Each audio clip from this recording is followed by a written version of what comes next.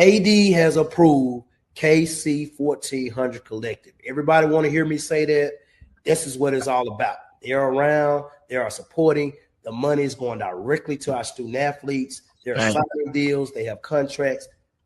Let's do it. I mean, without this collective, we won't be successful. We won't be able to sustain our student athletes. I mean, 1400 Collective have done a really, really good job of keeping a lot of our athletes here. You know, if you saw them sign a lot of our athletes, but we got to do our part. So I know after today, we're going to click that 1400 Collective. We're going to give one of those tiers, and we're going to make sure that we give to this collective so we can continue to give to our student athletes and support them and give them what I need. And I want to thank you all, Ken, TD, D-Core C, T-Dub. Yeah, T-Dub, everyone that created and helped create it. I know I'm missing some names. Putting this Jackson State has a collective full throttle. They have a collective full throttle. And I mean, like, so they, you know, we won the national championship in 2023, and we were slowly but surely trying to get our collective going. Jackson State won it this past year. Their collective is full throttle. Like, it is full throttle. They don't want to lose. They didn't want to lose anybody, and they went full throttle. And I mean, that's you correct me if I'm wrong. That's what happened. What's going on, everybody? How you doing? Welcome to another live stream. It's Wednesday. Come on the camera, big dog. What's happening, brother? Hey, what's up, man? Oh, I wasn't even me. I'm trying to pay my tithe, man. I'm trying to pay my tithe. Hey, you good, bro? You good? How you been, man? How you doing? Man, bruh, man, I went on, took myself to the doctor. I feel great. Good, man. It's always good, man. Yeah. If you're not feeling good, go see the doctor, man. And it sounds like he got you right, man. What up, KT Dub? How you doing, man? What's up, brother Poe? What up, brother Poe? KT Dub? They come this time to times me. Oh yeah, man. Hey, Miss Bunny. Hey, Tony. JTVs. What's up, brother? JTV be working, man. Yeah, they will be. Yeah, y'all. The band is gonna be at NRG August 23rd, man. So the National Battle of the Bands. If you want to go to Houston for that, feel free to do so and get that popping. Riri 24. What's up, baby? It's midweek. Yes, it is, man. A hell of a day. 55th anniversary, Green Gibbs celebration, tragedy, however you want to name it. Brother C. Lee, Brother Trent, all my, our OGs, I should say. Looking forward to I'm inviting you guys up tonight to touch on that. I got a nice, appreciable amount of information we do want to touch on in regards to Gibbs Green, man. I say it was I'll say this while I got you guys. Friday's show is gonna be monumental, I think. We're gonna actually, I'm excited about it. We're going to announce we're gonna be sharing our new partnership on Friday. So man, y'all make sure y'all tune in on Friday, set your reminders, and it won't be a long show, but it's going to be an impactful show. I'm excited about what's to come. Really excited about this show, man. Got a lot to talk about, man. So y'all hit that share button wherever you're watching. If you're watching on Facebook, if you're watching on X, head over to YouTube and click that like button, share button, subscribe button. Let everybody know that it's going down over here, man. Come on over here and rap with us, man. But I pause right there, and before we get into any of the preliminaries, man, outside of that, bro, how else you doing, man? How was your day? Everything good? Well, how was your Tuesday as well? Yeah, man, it was good, man. I mean, I'm always, thankful to see another day, man. We know we had a lot of rain come through the past few days, and like we stated before, even in your life, Ken, you're gonna have good days, bad days, storms, and not. But with all that, man, comes beautiful sunshine, man. It felt like California weather the last 2 days. Nice winds, nice temperature, bro. Well, it's been cold in Cali, man. I've been walking. I've been getting my little walk in my little periodic jog zone. But it's been a little, but I know what you're saying. It's been beautiful, though. It's been sunny and beautiful. It's been sunny and beautiful, man. So with that being said, man, my day was great. I mean, I have no complaints, bro. Feel better, man. Again, man. You know, you sharing your information with us, man. Man, you know what? I'm not gonna say I'm shocked, Ken, but it's a little interesting that you stand with it, man. You into it now. It's FTD, you have to remember, man. I'm a former athlete. I when I lock in, I'm in. The problem with us old athletes is you were grinding so hard when you played, brother. And when you finally didn't have to no more, you was like, whatever. But no, man, I'm ecstatic to share, man, that I really am locked in a way that I haven't seen in quite a while. Right. That's I have a goal in mind, man. I put it out there on Facebook. You know, you put it out in the atmosphere. Hell, I even had the ex-wife click on that thing. She said, whoa, dude, you she said, I gotta see this. I said, listen, I'm going back down to my college basketball playing side. So all y'all that's used to seeing Big Ken gone. He finna go. He ain't allowed to come. He ain't allowed to live here no more. He got to go, man. I'm you know what I'm saying? Ain't big enough for the both of y'all? Huh? The body's not big enough for the both of y'all? Now he got to go, bro. He don't mean me no good. He don't mean me no good, man. And I'm really, I mean that, bro. Like I have a focus that I praise the Lord for, because all types of focus is given to you by Him. You know what I'm saying? And I can't do it on my own. You know what I'm saying? I told y'all what my prayer was, to outside of eternal life, right? Salvation, you know what I'm saying? On this side, I'm just talking about, I told you I wanted to fall out of love with food, man, and just really use food for what it's for.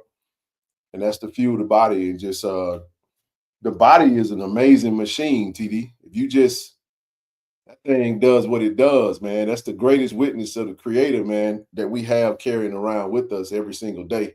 And it functions in spite of us.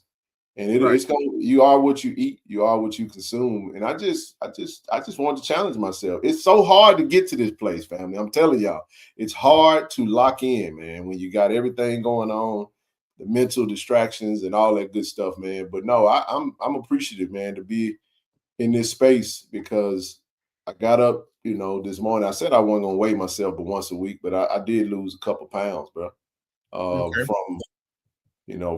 From Sunday. So I'm proud of that. And Military Appreciation Month, salute to all the fellow soldiers. That's right. I see Brother GA out there. How you doing, Brother GA? All the military, Brother Al B 225. What's up, Cool Banks? What it do, baby? Eat to live, not live to eat. I was in I was in love with food, man. You know what I'm saying? And just couldn't get enough of it. So let me ask you this, man. What you gonna do about the ranch dressing? I don't deprive myself of nothing. I just don't do. Mike B, what's up, baby? I just don't do. I still eat a little ranch dressing. I don't drown it. I had some bake some chicken and put a little bit on the side just for flavor, but I don't gorge in it. You know what I'm saying? If I do eat salad, I'm not gonna ask for three ranches. I'm just gonna get one and just work with it. You know what I'm saying? That's the reality of it. When I want 5, I go 4. I'm talking about little chicken wings, bro. Them little joints. I ain't talking about the big drum, the big old boys. You get 5 of them joints, man. It's like, whew, I can inhale them jokers, man. That ain't no food. You know what I'm saying? But that's right, man. Hey, brother C. Lee, we're gonna have you come up, man. But no, I ain't here to talk to you guys head off about weight tonight. But I appreciate that, brother TD. I tell you, man, I'm every morning, man, I get up. It's literally it was said like this: if you can't follow a 30-day workout, can you do a 1-day workout? I could do a 1-day diet and a 1-day workout, TD. Just do 30 1-day workouts or 30 1-day diets. I ain't trying to couple it together. It's just every single day, just try to be the best you can in that 7 day. days a week for 30 days. And you may, and you know, and I'm just saying, you may slip some day. I'm gonna be real with y'all. I had some, true story, bro. I had some Ben and Jerry's yesterday. I don't deprive myself of nothing. I do not. I But know. I had the smallest little joint, bro. The little one there. Because I had been eating healthy. And then you get exhausted with it. You don't want to burn yourself out to the point to where you don't have nothing to eat. So what I do to reset my palate, I'll get a little something, little dab. Little dab won't hurt nothing, a little bit. You know what I'm saying? But I don't deprive myself of nothing, man. All I do is cut back and I walk. And TD, I ran, you know, let me tell you what I do, and I'm gonna move on. All right, in my neighborhood, in my little park, right? So this is what I do when I get to a certain part of my walk. When I cross this block, TD, I run from one stop sign to the next stop sign. Then I went from, instead of going one stop sign to the next, I kept going, went around the corner, went on up past them houses to the next stop sign. Get my heart rate up, right? Keep walking. I go to the park, bro, and there's this little, like, where the houses sit next to the park, there's this little mini wall. And at the bottom, there's a baseball field, TD. So there's like the dugout down there. It's got a hill like this. I run up to the hill, I touch the wall, walk back down. I run up to the hill, touch the wall, walk back down. Bro, when I first started doing them joints, well, I felt like my chest was about to explode. Poof. Man, I did more today than I've ever done. And TD, I could have kept going, bro. But I ain't trying to overdo it. So that tells me right then and there that I built up my resistance. I'm listen, y'all. I'm serious, man. This is I went to Bible class yesterday. TD, I wore a suit. I ain't been able to button that joke up since I bought it. I buttoned it up when I first bought it. Let me say that. Mm-hmm. Since then, it's just been an overcoat with the tie in the middle. I can come here with it. That was it. We're going no further, bro. Big back. And then yesterday, bro, yesterday I had a moment, man. I buttoned that thing up. I was like, oh, well, you know what I'm saying? That was my motivation, bro. I was pumped up, man. I was so fired up, bro, going to Bible class. I was like, man, God, thank you. I thank you. And I think what I was saying, because I'm down 15 pounds for those that want to know. I'm down 15 pounds. You know, you was talking about it. I mean, you said it on the show a couple of times, and I've had people in the street that ask me, you know, how y'all doing the challenge? You know, I was sending you my workouts and stuff. They got to the point I said, man, I ain't finna boy Ken with this. But which is the reason I said I see that you locked in now, because the past couple of years it was talk, it was starting, it was joining. I could never get topic. I could never stay locked in, bro. Man. So one weekend and just throw you off. Yeah, I mean, you know, you know what? It's therapy for me. I mean, yeah, that's one of the reasons I do. I put my headphones on, I zone out. I don't need a workout partner. I just do my thing. Hey, 3 or 2 real. I'm coming to get you, baby. I started off at 298. Man, I looked at the scale. I thought I told you, TD, I was trying to find an NIL deal to be an O-lineman. I was about to hit up Coach Manning and be like, Coach Manning, you need a backup center. I got some eligibility, baby. I'm 300. But now, man, I'm serious, y'all. I haven't seen 270 something in a while, man. I just wear the weight in a nice way. At least I thought I did, until, you know, your clothes gonna tell on you. It don't make no difference if I put the right stuff on and fool you. Your clothes gonna tell on you. So when you put it on and then be like, hey, you know what? I like what I'm seeing in this chat. So that's what we're gonna start doing at least once a week, man. If you want to be free and just put out what you know, your damn, all black. Hold on, player. Did he look at this? I started at 298 down to 2. God, what you on, man? Man, you on that Ozempic? Hey, no knock to it, baby. No knock to it. I can't listen. I was too heavy for my knees, bro, and my feet, bro. I couldn't get out there and just go to running and all that, trying to do that. But I felt, see, I got to running today. I started, look, hey man, I had that smooth stride going, bro. I could feel it. I'm like, okay. I see you getting back to yourself, but I won't allow myself to push myself too far because it's not a sprint. This is a real lifestyle change for me, and I'm really just trying to say. So I had to apologize to appreciate the membership, brother. Hey man, appreciate you. Welcome to the channel, baby. Congratulations to you, bro. Congratulations to you. I'm coming. I ain't going to 205 now. I ain't going to 205. But I'm gonna get there at some point. But listen, let me say this.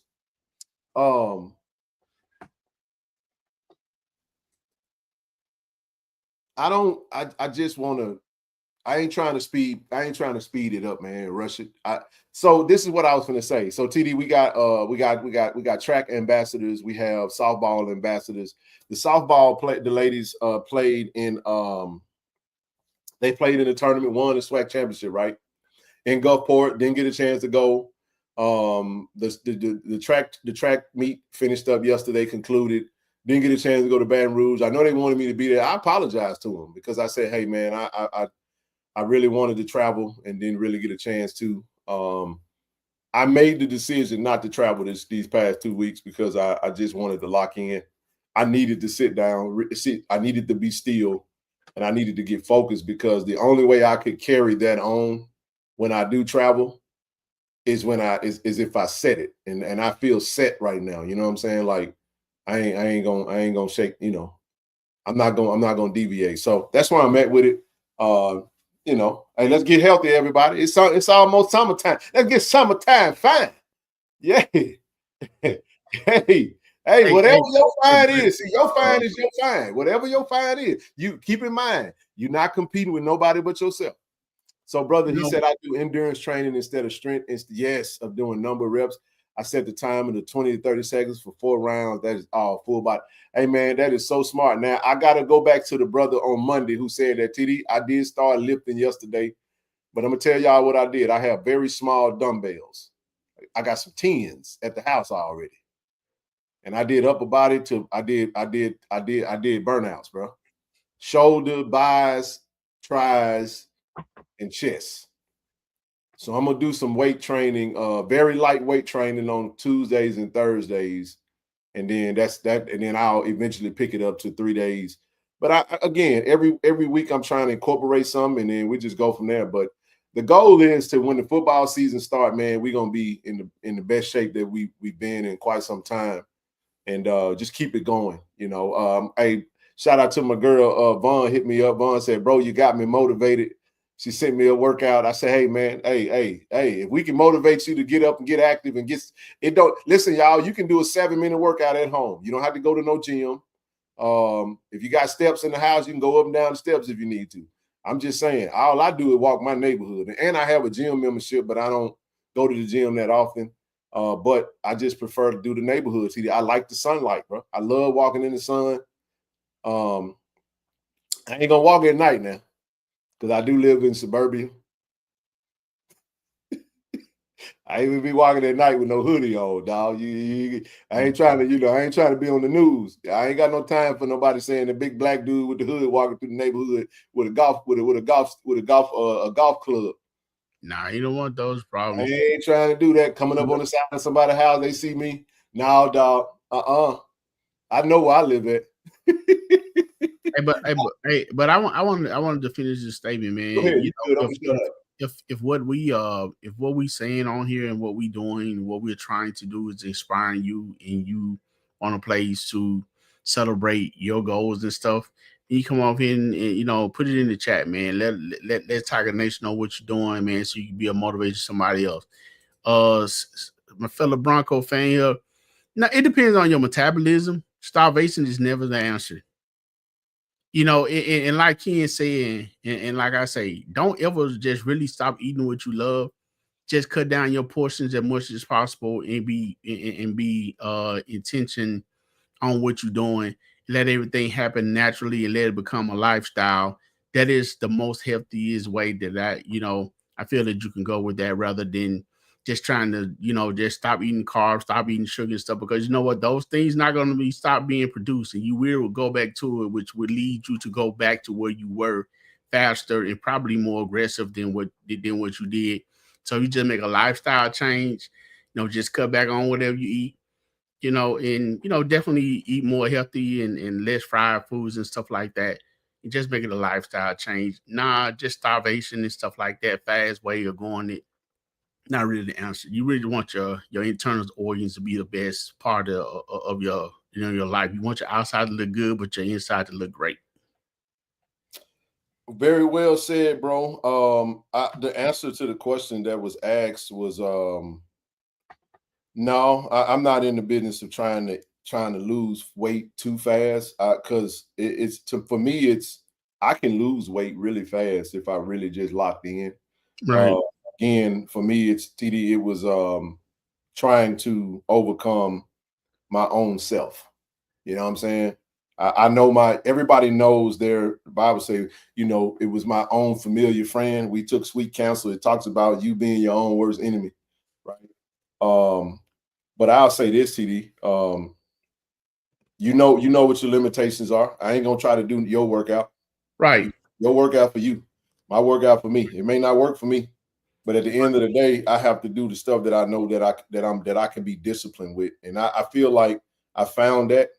And yeah, man, I'm with it. So, but yeah, I had to add one more slide because I saw one of them comments out there that I definitely want to make sure that we touch on. So y'all give me a quick second and we're gonna get this thing popping, man. I know we were talking about a little bit of weight, but yeah, man, I'm trying to get right, man. I'm trying to get right, feel good. And the biggest thing is just feeling better, feeling how you need to feel. Exactly. Will be. And that was my biggest thing.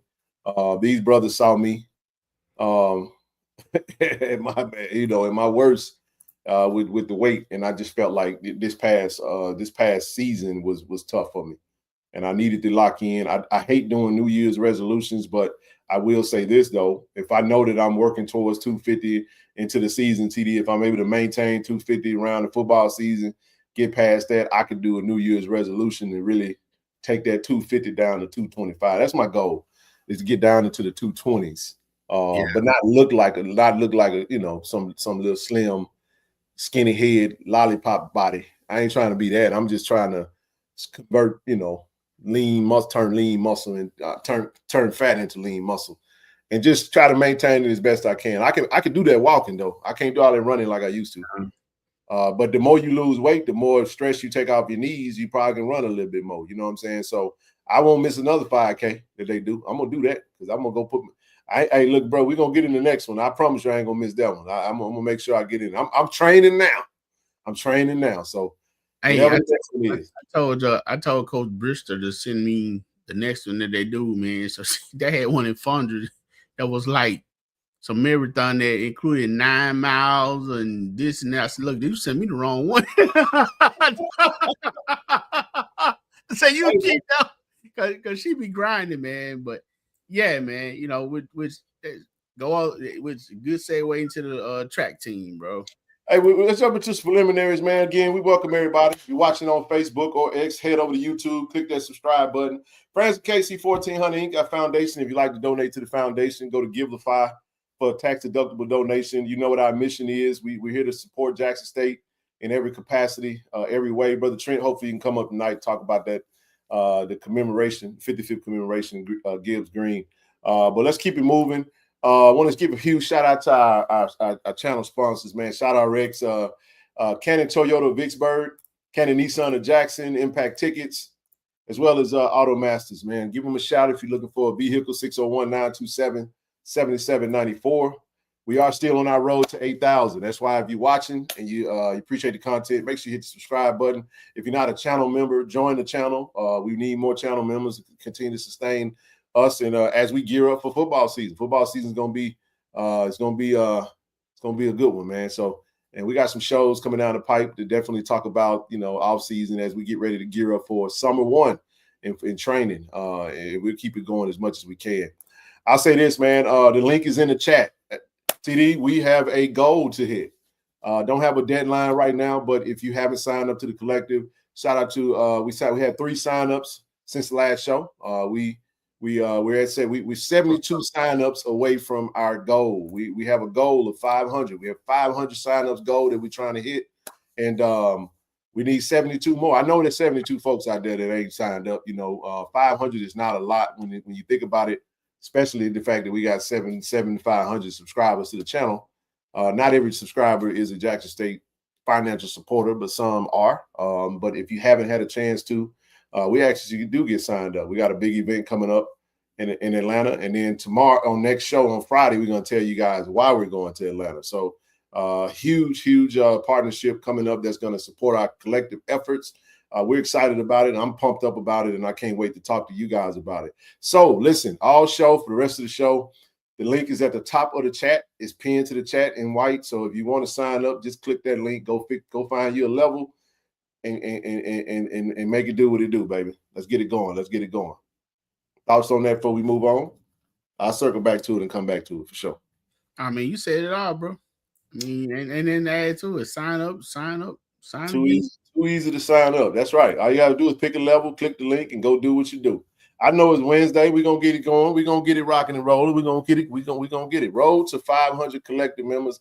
That's monumental. I do want to say this to you. I want to talk about this because I did have a chance to talk to one of our Tiger Talk crew members who lives in Hattiesburg. And I just want to give folks some perspective. So this particular individual had an opportunity to spend some time with Coach Huff. And I'll just say this. If you guys understood the type of money that's backing the USM football program right now, it'll make your head hurt. I'll just say this. I don't know. I forget his name. Maybe some of the guys in the chat may know, but the owner of KLLM, who provides the truck that we, the vehicle, the guard the yard truck, they give Mississippi State one, Ole Miss, USM, everybody got a truck in the state, right? Gentleman's a billionaire. He's backing USM. Basically, Coach Charles Huff, basically, TD has almost basically a blank check. Yep. He got to cut. I can tell you right now that USM has about 2 to 3 players that's making over $1 million right now. That's crazy. I'm just telling y'all what the game look like. So, and we trying to get the 500 sign-ups. We Jim Richards, that's his name. There you go. Google him. Do your research. You know what I'm saying? I would love to get to 5,000. It's one of them guys. I just know that he owns all the dealerships and all that good stuff, man. Dealerships from the coast all the way up to all throughout the state, man. And a lot of money, man. And they still got to go perform on the field, Got a little intel. So the offensive line a little shaky, but his offensive line ain't where it needs to be right now. Yep, USM flipped Eric Payman from Mississippi State. Yep, he sure did. USM sitting on some nice little chunk of change right now. It is what it is. Their football program has been in the toilet for however how long it's been. And they doing what they got to do. They're playing in this era, man. All you really need is somebody that got some change, man, to come over there and decide that they want to. You see what I'm saying, TD? That's what you need. Yep, that's what you need. Whoa, Ms. Black. I know you speaking a little bit in advance. That's a 500 signups goal. That's our goal. We're 72 signups away from 500. So you do the math on that. That's 427 signups. So we 28 signups. I'm sorry, 428, which is outstanding, by the way. I love that. I love where we are. But we got 72 more to get, so we can celebrate the 500. And I can't wait. I know we're gonna get there. Hopefully, we get there before our event in June, man. So if you haven't signed up, click the link. Yep, $21 a month is doable for some of us. Give if able. Stop expecting someone else to do it. That's absolutely right. And get signed. Hey, you don't have to just do the $21 level. You can do the gold, you can do the bronze, you can do the silver, you can do the platinum, you can do the diamond. Every level, whatever level works, you can do it. You don't have to do monthly. You can do lump sum. If you don't like monthly payments, hey, sign up and just pay it outright and move on from it. But definitely, I do want to move on from that.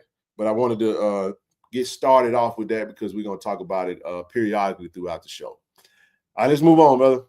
All right, man. Shout out to HBCU Go for picking this up, man. This is the final show that we'll do before the deadline of the rings. You have until tomorrow. There you go, the Duff Brothers. There you go. Thank you, Willie. That's them. Yep. They got a whole lot of money, man, and they investing in USM athletics. So if you ever want to get him, you got to get him now. It's going to be our chance to go get him this year, TD, because we got a solid defensive line, and we got to go put some pressure on them boys and attack them, you know what I'm saying, and do what they do. But listen, if you have not we won't talk about this on Friday, but if you have not, tomorrow is the deadline. Tomorrow is the deadline. I think this is pretty awesome, opportunity for, it's a fundraiser as well. Very creative. I like it. If you haven't had a chance to do this, go ahead and do so. You go to the website. If you go to gojsutigers.com, TD, all you have to search is championship ring. You can do that. And then just it'll pull that up. Yep, the Duff brothers own a lot of stuff. Yep, that's correct, Ms. Natasha. They back in the USM football. So you got a whole lot of money to play with. I just say that. Not a lot of business out there, but it is what it is, But listen, click that link, $450 for the pendant, $450 for the ring. You can buy both of them for $900. It's your call. But tomorrow is the deadline. You have until tomorrow, then after that, it's no longer available to you. Thoughts, CD, before we move on. Nice ring, man. Dope pendant. You know what I'm saying? I'm just happy we won that thing, so it can be able to be sold. So right. I like the ring, I like the pendant, man. And hey, if it fills your heart, this is the first one that we got. You want to go get it? This is the last night to go get it. $450, pendant, and ring. Well, you got for each. That's right. I dropped that link, Brother C. Lee, Brother Trent. If you're out there, if you want to join us, feel free to join us at any time. We're finna talk about what today was all about, man. The 55th annual Gibbs Green Commemoration. It was at 4 p.m. today, May 14th, on the Gibbs Green Memorial Plaza at Jack State University. Go ahead, brother. I was just about to say, you didn't want to give a shout out to the track team before we did this? I got all that in there, bro. Oh, okay. Yeah, I got all that in there. Don't worry. But I think this take precedent over that. I got all the sports stuff after that, but I think it's important to go this route first, because it was something that was celebrated today. But I will say this: I don't mind, because it's not really much. Right. Do your thing. Well, we still gotta wait on Brother C. them to come up whenever they do come up. As far as track, we do want to shout out. If we finished second, the women didn't do very well. That's the reality of that. I do want to shout out the winners, those that did win the SWAC championship. We got ways to go. Love Coach Thorne, and I know he's gonna get that. He got the men. It was the other way around last time. It was the women that was up there, and then the men was down there. He seemed like he got the men, and that's why NIL is so important, because every time he gets good athletes, they kind of get poached and get taken from. You know what I'm saying? So, but the most outstanding track performer of the year goes to Godfrey Kamute. Another long distance runner, had a great competition, a great weekend, a great couple of few days over in Baton Rouge, TD. Andrew Kiplagat, he's ain't no beating Andrew, man. Andrew ain't no beating him, bro. SWAC champion in the 10,000 meter run, SWAC champion in the 5,000 meter run, bro. So, and he is consistently on top. We were right there, man. We were right there. We needed a few more. We fell short by a few points, man, of that SWAC championship. Yeah, we were right there, bro.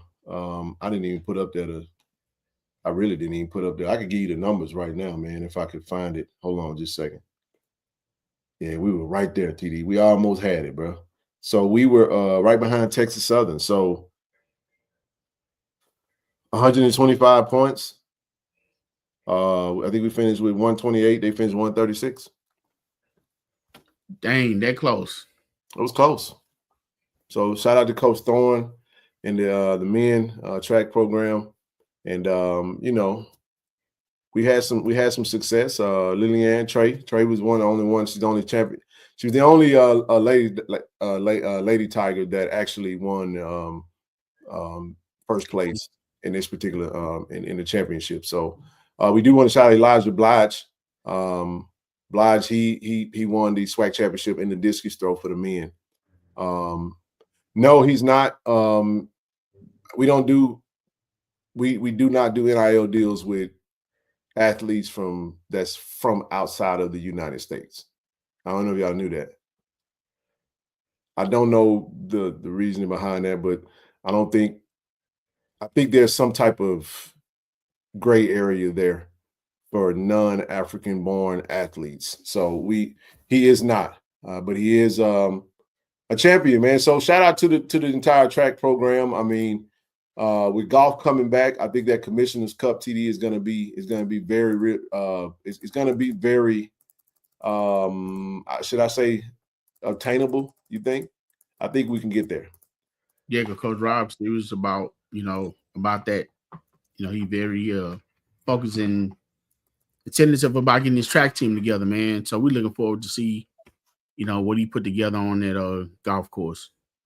And yeah, it should make it very attainable. Now we have golf on the schedule. Yeah, we do, man. It's right there. I mean, we got it. We right there, man. We right there. I just the Commissioner's Cup just haven't been something that has realistically, TD, been in our grasp just because we haven't. But those points add up, man. Those points add up. And I want to show you guys. The reason I'm looking down, I'm going to put it up real quick. And I can't believe, I think I deleted the dadgum thing. I had it on the slide too, man. I can't believe I screwed that up. I don't know what I was thinking. I think I removed it off of there because of the fact that what I did, TD, I think I was waiting on. I thought there was a later version of it. So I'm actually gonna put up the Commissioner Cup statistics as of the end of April. That was prior to going into this. I'm not sure if softball has updated itself, but this is according to the SWAC website. But I do want to show it because it's going to give everybody an idea of how they. She placed third in the hurdles, as well as Ivan Donaldson did also place third in the hurdles as well. Shout out to everyone that did medal. I was just, for the sake of time, we definitely want to. We were going to show those that medaled in the first place. So hopefully nobody feels some type of way about that. But here's the Commissioner Cup stats as of April 21st, 2025. So if you look at the metrics, you can see how this is how we weigh. 14 points obviously is the max if you win a championship, TD.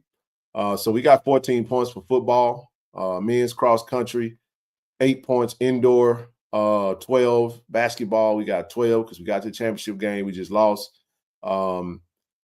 In tennis, we got 6 points. We didn't win the regular season. We got to this championship game. We got some points. But if you notice, there's a big glaring. Baseball is still not counted in these stats right now. It can get there depending on what we do. So notice these are without baseball. This is without golf. And this is also without the outdoor. So the outdoor, all these stats are going to be added into this. And because as of right now, based off this time, we was at 108.50. We was in third place behind Southern at 110.50 and Alabama State at 118. Alabama State has some really good. They got 10 points for football, 10 points for indoor. They won the SWAC championship tournament in basketball. They won the tennis championship. You see what I'm saying? Those championships add up, bro. And then when you look at the women, cross country, they won. Indoor, they won. Tennis, they won. You know what I'm saying? So it's some strong scores there. But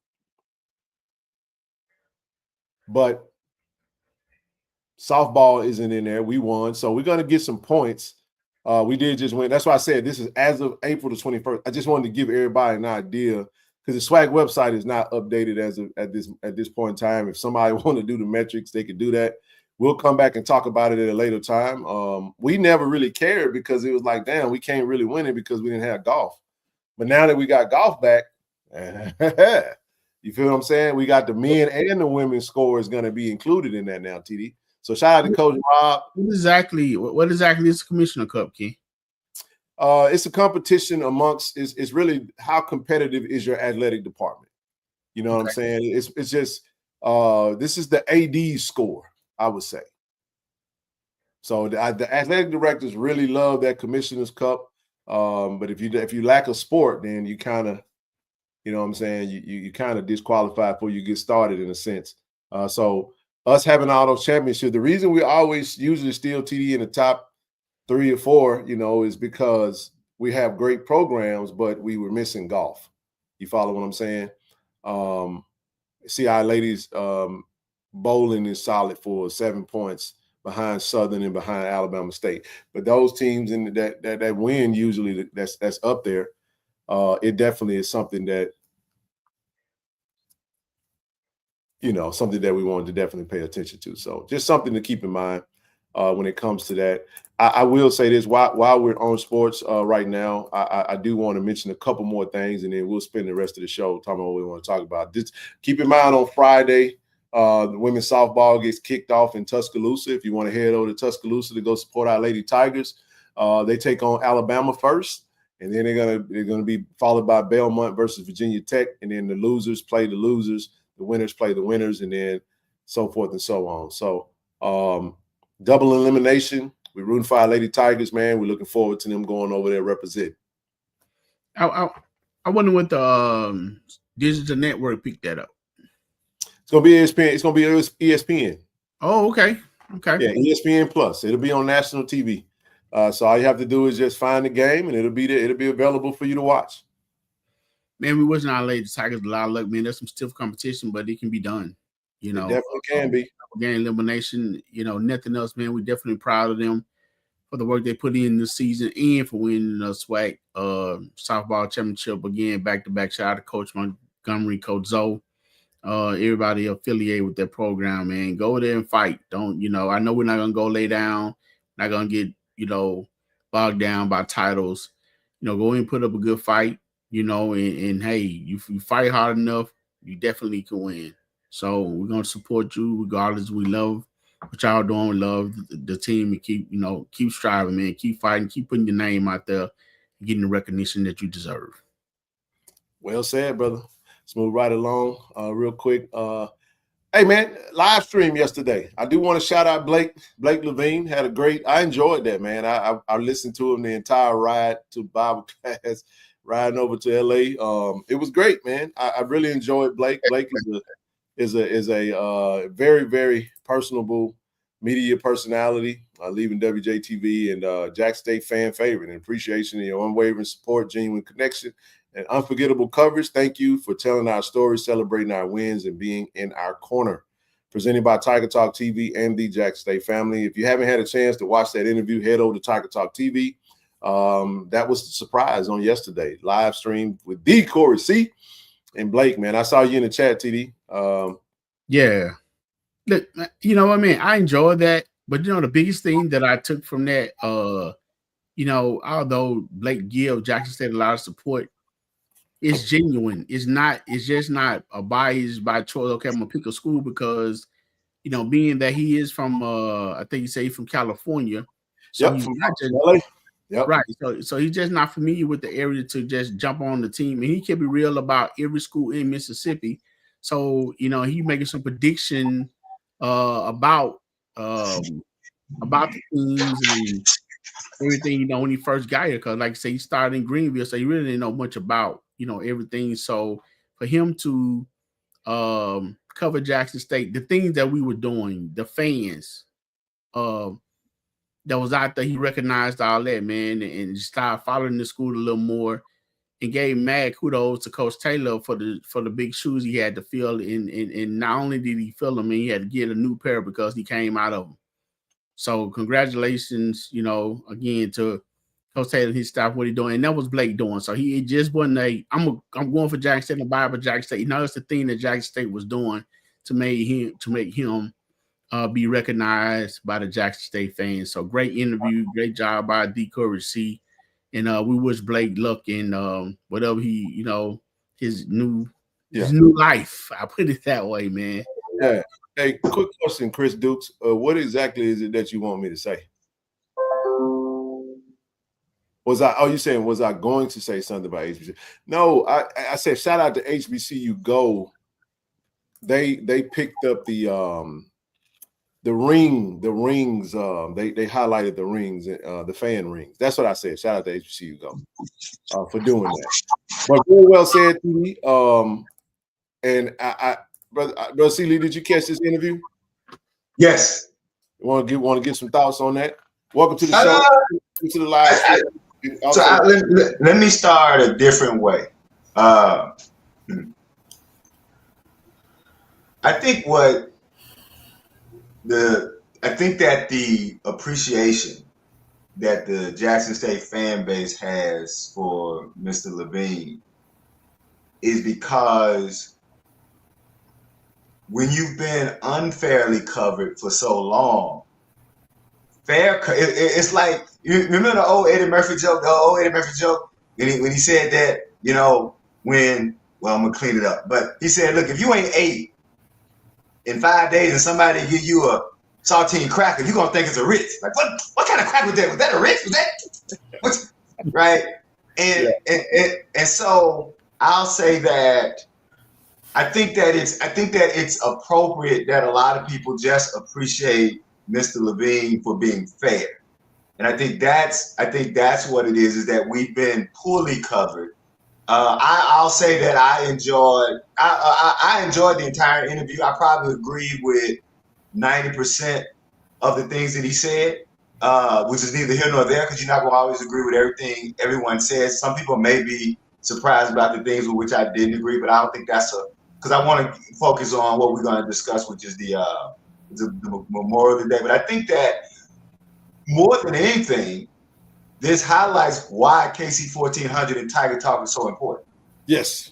I think that we appreciate Mr. Levine and we appreciate him for being fair, but we appreciate KC-1400 and Tiger Talk because I'm just based on the numbers. Now, y'all know I don't visit other platforms. It's just not my thing. But if I run across some things that get on my timeline, before I block it, I'll look at the numbers. And nobody's doing numbers like you guys are doing. And that's a testament to a couple of things. One, being consistent, right? Let's be clear that you guys have been consistent, right? It's you can't say you're gonna have a restaurant that's gonna open up at 10 o'clock every day, and every time we go, you don't open at 2 or 3 or 4, right? It's a lot of restaurants that fell out of favor with me because I wanted to support them, but they don't open at the same time every day. So I think that's what I'll say is that let's be clear that what we appreciate about Mr. Levine is that we're finally getting some fair coverage. But I would say that I still think that KC-1400 and Tiger Talk are doing an excellent job telling our story. And if our 50,000 alumni got on the KC-1400 and Tiger Talk, look at it this way. I would say probably only about 5 to 10% of our alumni are fully invested in KC-1400 and Tiger Talk, and y'all right now the #1 games in town. That's true. So what if 90% of our alumni got fully invested in KC-1400 and Tiger Talk?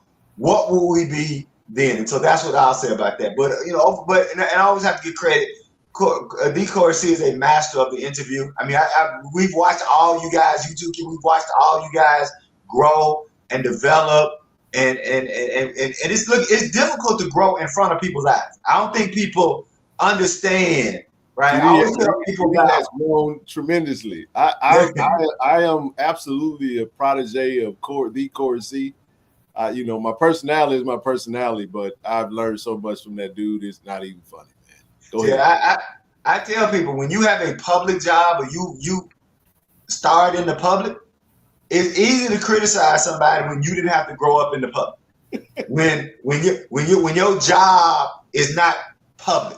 So I for me as a writer, as someone who had to publish in national magazines, and sometimes what I published people didn't like or didn't rock with or whatever, to watch the growth of all of y'all, everybody in KC-1400, you, TD, Marcus, Sister Rochelle, the DCorC, to see you guys grow.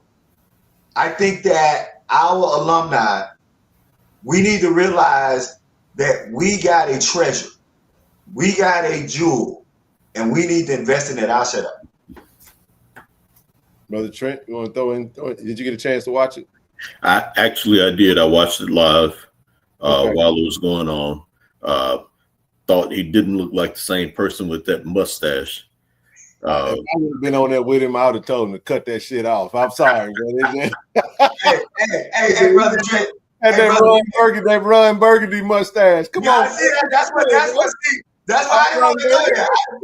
When he came on the screen, all I could think was, "Bound chicka wow wow."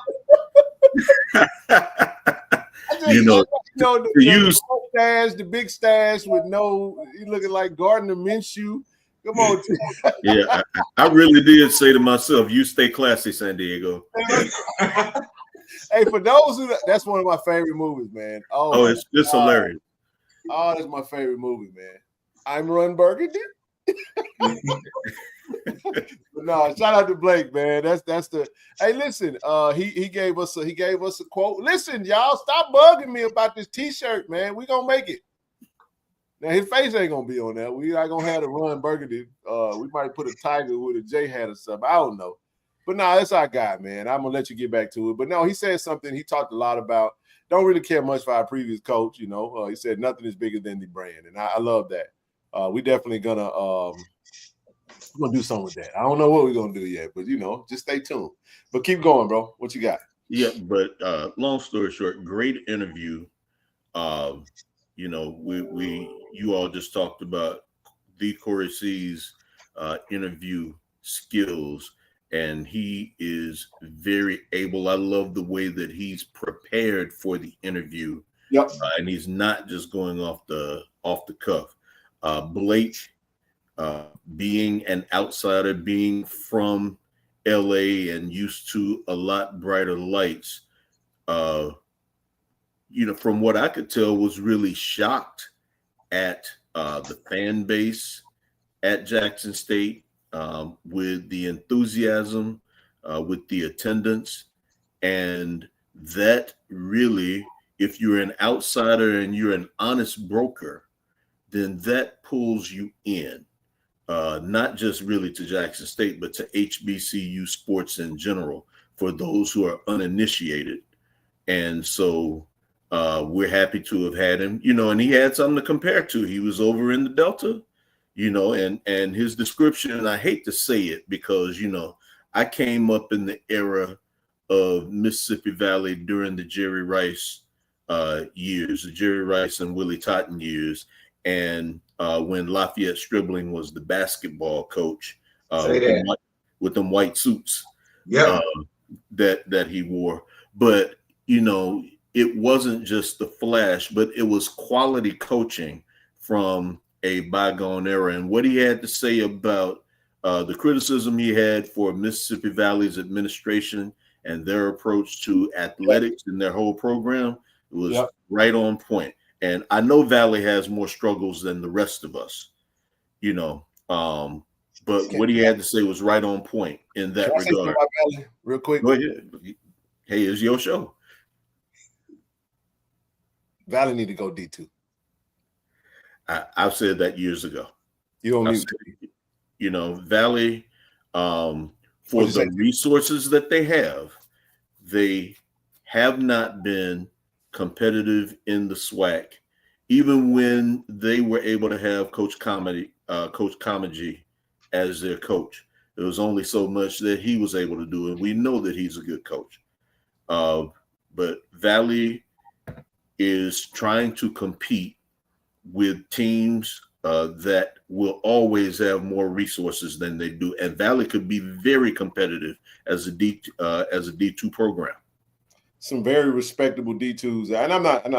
They do what they want to do. I'm just throwing it out there. I think anytime you see a Delta State who is just Coach Cooley over there, it just, and I know it's bigger than just football, but football is the front door, it's front porch of your.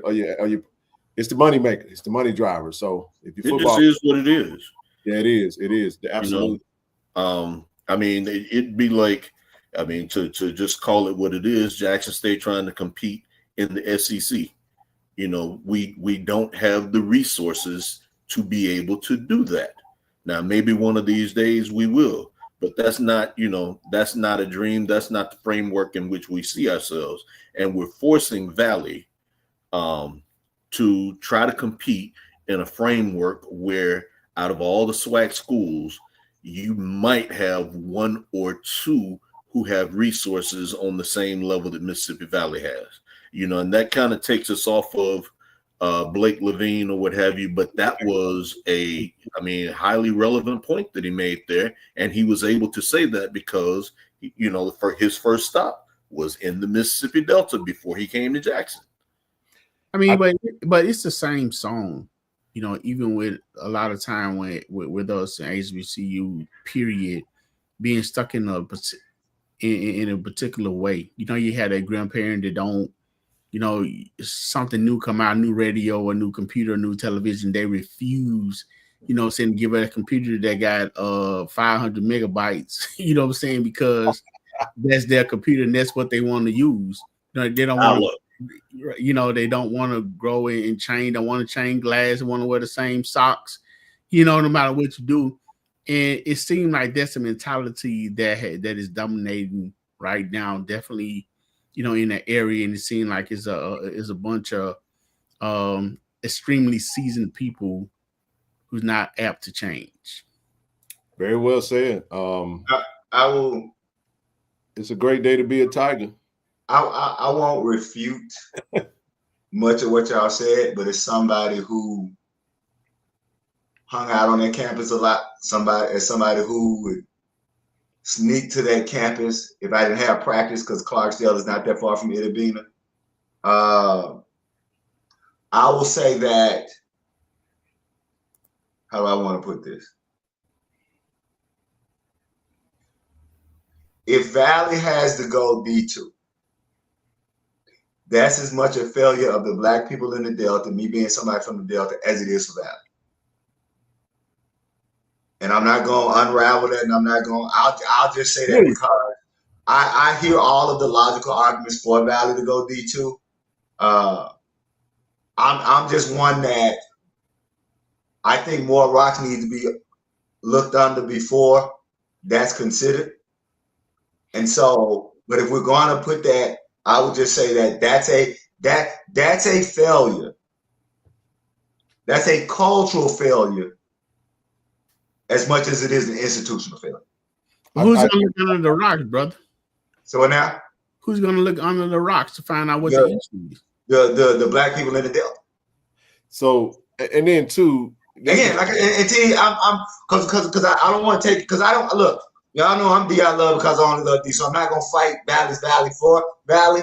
Yeah. But it's somebody who grew up in that culture, who grew up on that campus, who understand a lot of those workings there.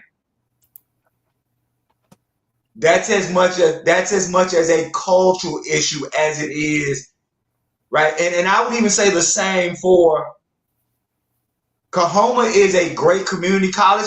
I've even argued that it could be an even greater community college if not for some particular cultural issues. Right? People don't understand Coahoma Community College used to be a national basketball powerhouse.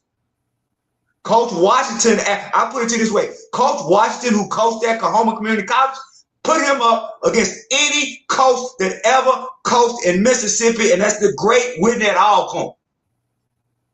So when you talk about coaches and talent like that, we have to be able to say that that's as much a wide-ranging Delta cultural failure as it is an institutional failure. I'll shut up because I wanted to get into what we want to talk about. No, and we're gonna move on. I just think that what Coach Wade said that got him fired was absolutely spot on.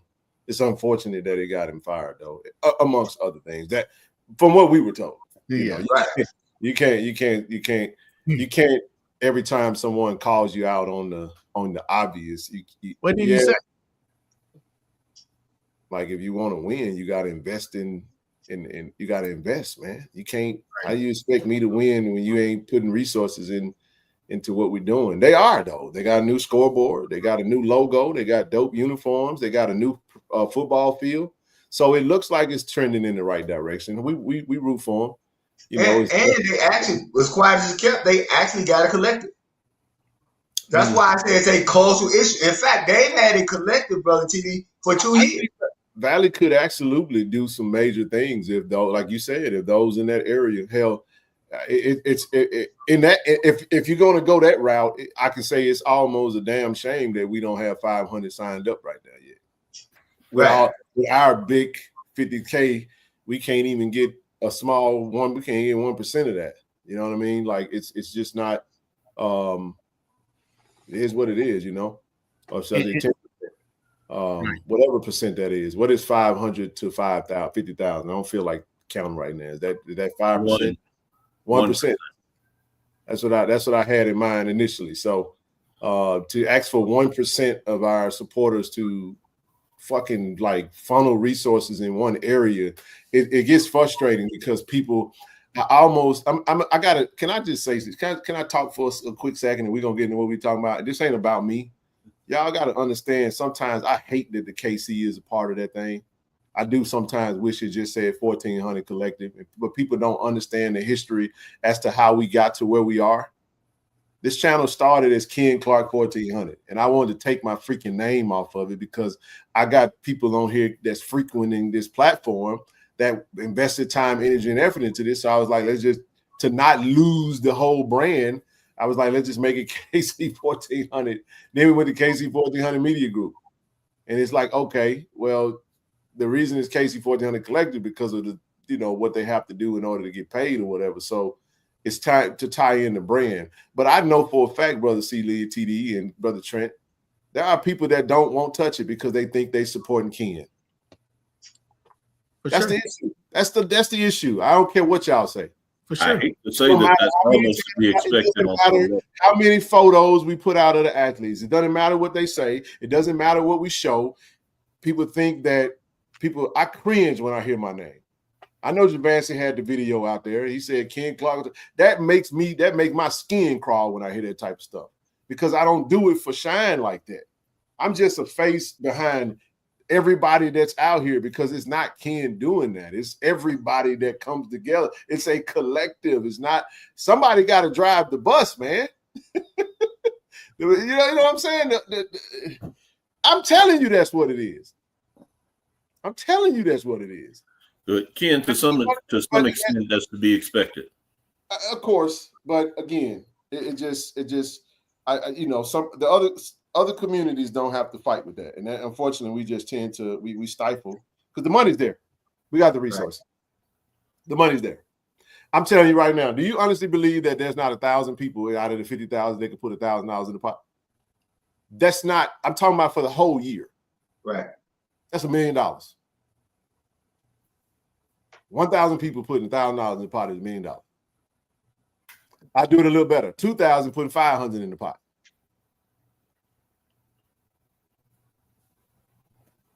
That's all I'm saying. So you got they look at it. As Ric Flair would say, some people spend more money on spilt liquor. I know it's not uncommon. I'm saying it though. And then let me say this too. I knew that going into this. It's a daunting task, I must say, but I told y'all it was a calling, so it is what it is. I'm not worried about that. Those who's supposed to be a part of it will be a part of it, and I'm not complaining. But no matter what the situation is, we rocking and we rolling, man. We are cooking right now. We on a goal to 500. So if you want to sign up, click that link, get signed up, and we're gonna continue to do what we do. Blue, I heard you over there with Perry. I saw Blue in the chat. Blue was over there talking about how, you know, he said, man, I don't know how they was able to keep Jonas Fortillion and Travis Terrell and all these names. And I can tell you how. Ding, ding, ding, ding, ding, ding, ding. Yeah. And what's crazy is, you know what's crazy? But if all of them would have hit the portal TD, oh Lord, what's we gonna do? What is Coach Ty? What is happening over there? I mean, but not only that, man, they got a great coaching staff over there and great culture, and Coach O and Coach Taylor and Coach Jones, Gallen, all those coaches, you know, they show in the fans. They show genuine love to those players as well. So, and every time a player come here, they tell you it's something different about Jackson, something different about Jackson State. So the collective is just great. You know what I'm saying? Just icing on the cake. Paul, And I'm with you. I agree 110%. And I promise you, I don't mean to cut you off. It's a different game now. I'm just gonna leave it at that. It's a different game now. Oh yeah, I know. Different game now. This is the difference between, because we lost the player due to money. He got paid. All that you just said was absolutely correct, and I'm not making light of that, but I'm just telling you right now. Now I do know our coach that they don't recruit with money. If they get on the phone with a player and the player say, "How much you gonna pay me?" that conversation is over with. I can tell you that right now. We're not at the level to do that. The game has changed, man. And all I'm saying is that right there only matters for some. And I'm saying it on top of all of that, you add that little bit of resources. It's a to your point. It seals the deal. But that was the point. I never finished. I'm hearing you, bro. I'm not trying to step on you. I promise you. Don't take it personal. But I know. Don't minimize the collective while we're in the process of talking about the importance of the collective. Because folks, what I was doing, I never had a chance to finish what I was saying. You never let me finish my thought. So it's fine. Go ahead.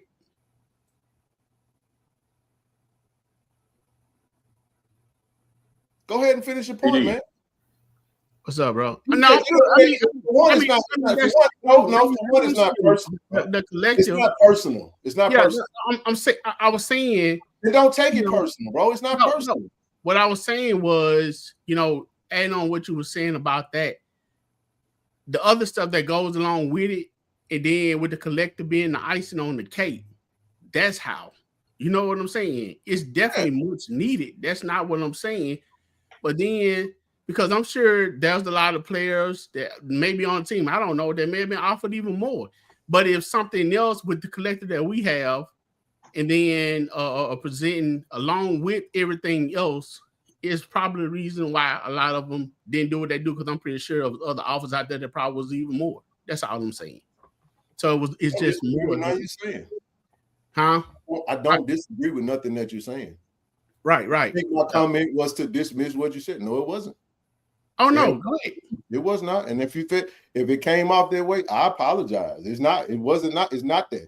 What I'm saying is I see this. I'm you know what I do, you know what my role is with that. I'm just saying to you that it's not. You gotta trust me on that, bro. I promise you, I'm right there with you. And please don't nobody take it as if I'm dismissing what he's saying.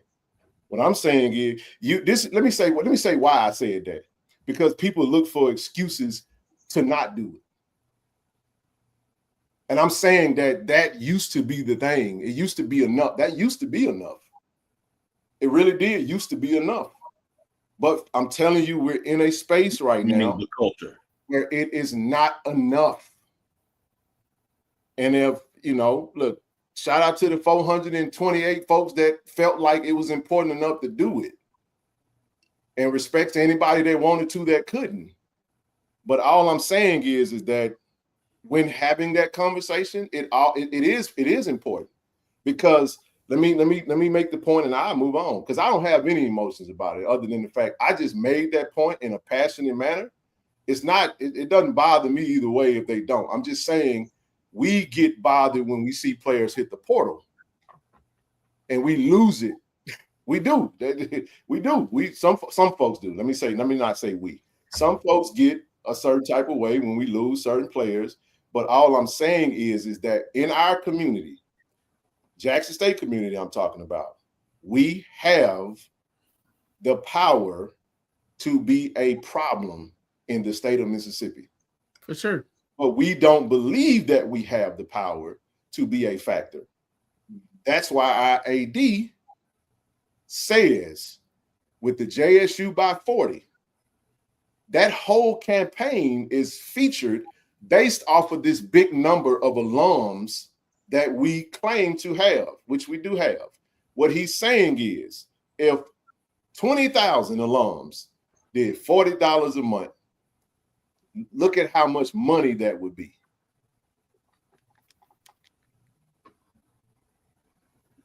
that facility that we want to upgrade, you know, we talk about the AAC, $10 million upgrade. That's easy work. If 20,000, what you just say, brother Celia, about if with Tiger Talk in KC-1400, if 90% of our alums started really investing in our media, and really, like, what I mean by investing their time, like watching it and paying attention to it and maybe supporting it, it would change the game for us. It would change the game for us. So our AD started a campaign, and this campaign is, I'm gonna just take it out of the collective because people think I'm talking about me. So I'm gonna move it to something else. JSU by 40. That would change the game, because keep in mind, this revenue sharing is a whole nother ball of wax right there. Not that could blow a collective out of the water. If you got revenue sharing, right? Ticket sales, about last time I checked, we was at 4,500. I don't know if that's the same number, but again, I'm not trying to count nobody's pocket. We just talk. We got to get out of getting emotional to the point to where it's not an attack on anybody. We're just talking the data. So where we are is, we know we in a 60,000 seat stadium. We haven't hit 10,000 season tickets sold. I can't remember ever. And can I say something? Right. No, you can jump in. Any of y'all can jump in whenever you get ready. I'll shut up. I mean, just talking about season tickets and JSU by 40. The problem that we have as an institution is that too many of our alumni and too many people in the community look at Jackson State athletics as merely entertainment, when they should be looking at it as an investment into the community as well as the university.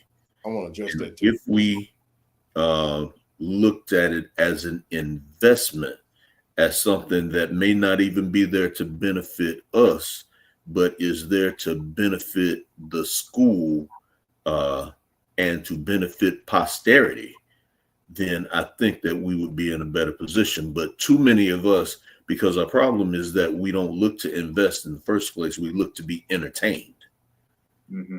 And as long as you're looking at it as entertainment, then you're not thinking about what you need to do to take the program to the next level. I love this. I love this question. I think brother Zordon or sister Zordon, who I think is a brother, Zordon. I think TD said this a while ago. It don't matter what you do something. You're not gonna get nobody on here to say you wrong for not joining the collective if you sign up for the JSU by 40. That's not gonna happen. That's not gonna happen.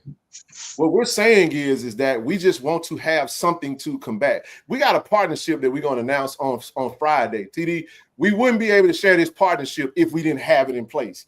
I can tell y'all right now in advance what this particular partner said to us. There are other HBCUs that wanted to do this, but they said we don't have nothing in place to do it with.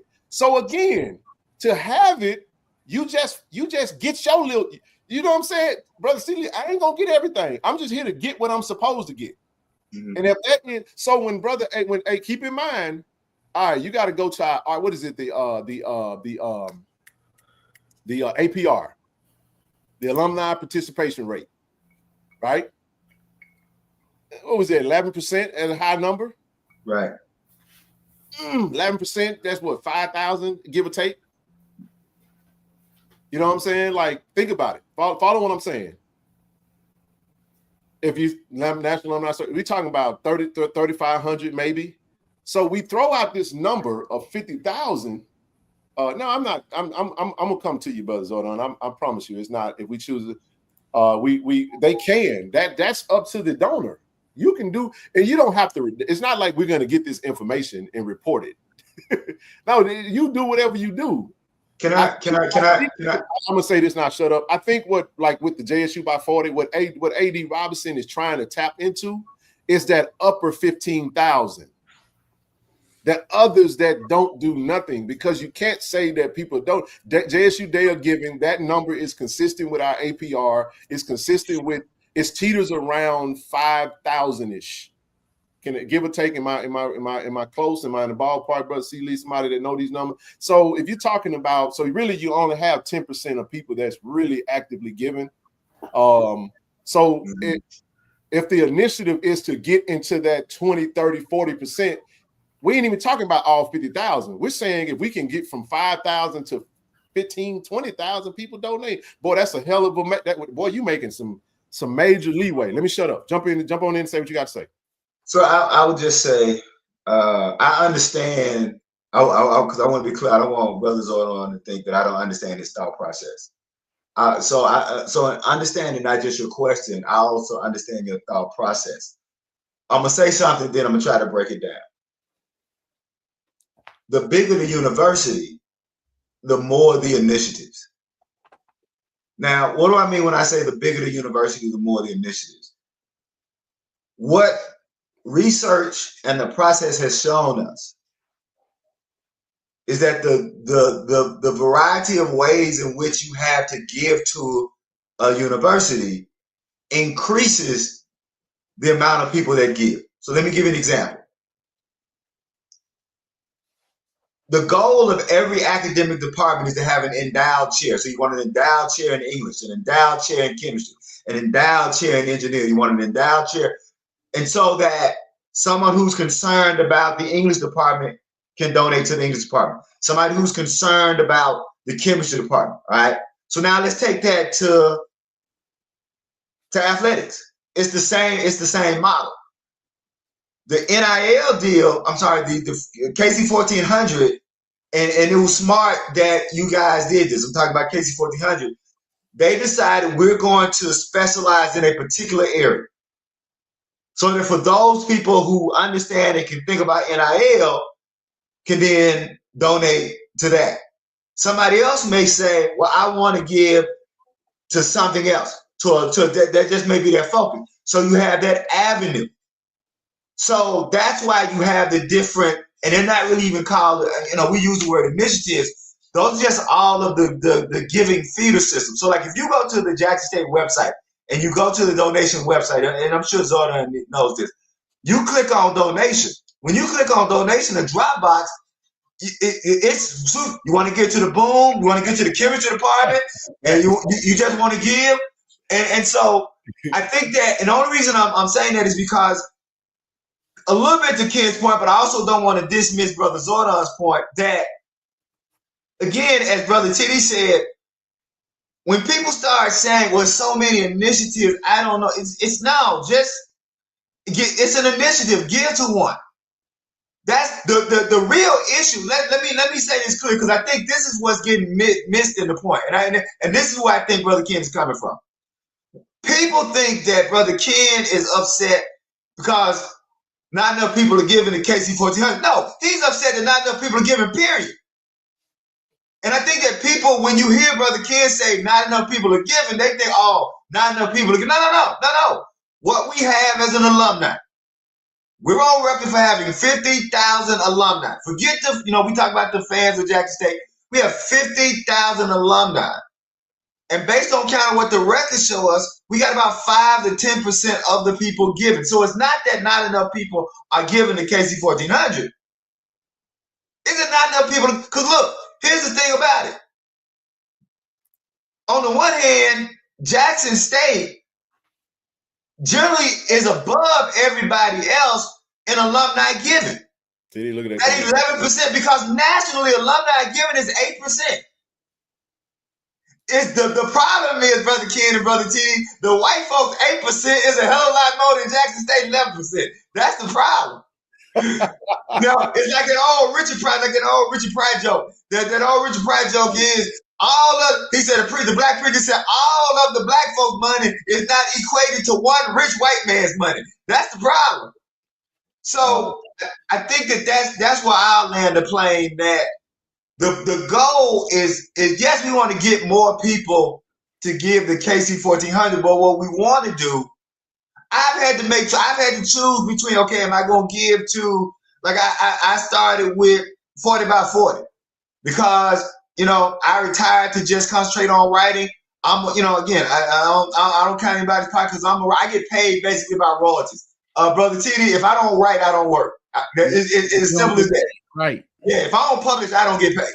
So I get royalty checks, and royalty checks come every 3 months and every 6 months. Right? I haven't been teaching since 2020.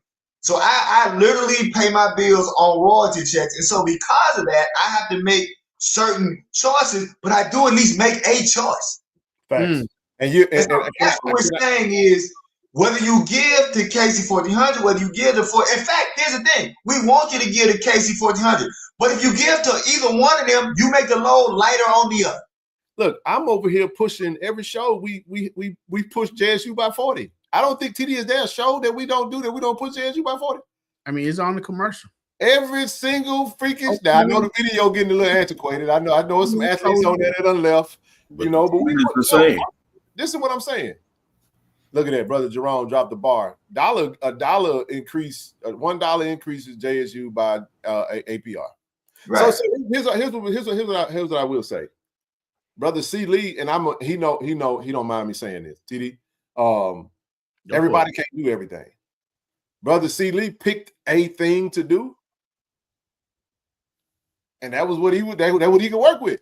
Yep.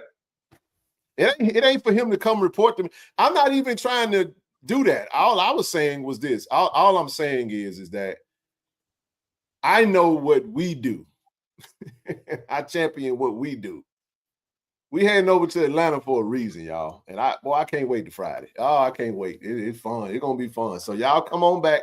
We got a big announcement coming Friday of a partnership, and it's gonna be a game changer. And this is something that I shout out. Want to shout out Brother Dexter. TD. I thought it was just arbitrarily fell out the sky. No, Brother Dexter McCaskill. He and shout out to Dub and all that. He actually had a conversation with some folk that said, hey, how about XYZ? And next thing you know, I get an email, and then it's like, hey, I was just thinking that. I'm thinking that, and then no, it was people that see what you're doing and thinking of ways that they can help. Obviously, corporate partnerships can help us go faster. Look, man, we're not complaining about nothing. All we're saying is we had 8 athletes last year, and this year we had 30. That sounds like progress to me. Hell, if we get 31 next year, I'm content. Because at the end of the day, TD will tell you, we go around these players and they be looking at it like, come on, bro, I be like, I wish I could. Boy, let me give you a hug, big dog. I'm a hug on you, man. Say go Tigers, baby. I wish I could, but but here's so when I say we want to get, do y'all know why I'm pushing to get to 500? I'll tell y'all why. TD knows. You know why I'm trying to push to get to 500? Because I absolutely want to sign a volleyball player in the fall. I absolutely want to sign some golf players in the fall. I absolutely want to sign some soccer players in the fall. Because when the other coaches be like, damn, you really take care of football, and we will continue to take care of football. You damn right. We're not gonna change that. That ain't gonna. No sport is gonna interfere with what we do with football. But the reality of the matter is that that's just what we want. I think it really resonates. Trust me when I tell you guys, man. These athletes appreciate it, and we're in the game for however long. I don't know how long that's gonna be the case. Because Tulane just dissolved their collective and brought everything in-house, internal. We don't know what could. Yeah, they had a collective, and they sent out a letter to all the donors that was donating to the collective and was like, look, all of that's coming in-house now. We appreciate y'all. They still gonna do media, but everything coming under the same umbrella. And whatever, we build our stuff off transparency and letting you guys know what we had going on, and we just did an initiative that we didn't even get on the screen and talk about. I know some people don't like the word toiletries, you know what I'm saying, but we did some more stuff out there, and just from the foundation standpoint, but we was able to do some stuff. That's what we have our foundation. So when you donate, we appreciate it. We use those funds. It's a nonprofit. It's not for profit. It's a nonprofit. That means that if they give it to you, the goal is to give it to those that we sign up to get it taken care of. So that's all when it comes to that. It ain't gonna stop. Great conversation. I like the intensity of it because it make you really focus.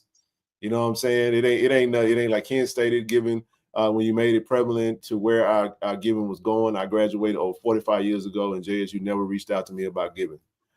Well, damn. Miss Bunny, you just made me feel young. Miss Bonnie always representing, man. Miss Bunny, it's my girl right here, man. Every time I see her, she come give us a big hug and stuff. She does give to all initiatives. I got to say that, Miss Bunny, brother. I can name some names, boy. I'm telling you, we got some soul, brother. Johnny Brooks, Barnes, Johnny Barnes out there. Man, don't get me to naming no names because look, I said Wichita State just started some kind of point system for donors with their collective here. So Wichita State, I'll say this and we'll move on from the collective talk. Just so folks know, the Wheat Shot Collective is one of the collectives that we followed and we watched what they were doing, Brother Seeley and Brother Trent, and we kind of took some of the stuff from what they were doing. As I told folks, Wheat Shot Collective, Wildcat NIL Kansas State, To the Top Collective USM, the Grove Collective Ole Miss, and On to Victory collective with Auburn. So there's some pretty cool collectives out there. I'm not a gatekeeper of information. I just if a school wants some support on how to get started or do what they need to do, I'll give them all the answers to the test. You still got to go do it. And guess what, Brother C. Lee, T. Lee, and Trent? I mean this, I don't care. I don't, Southern. If I use Southern for an example, not saying that this is the case. If Southern came to us and was like, "Hey, what y'all doing? How y'all doing it?"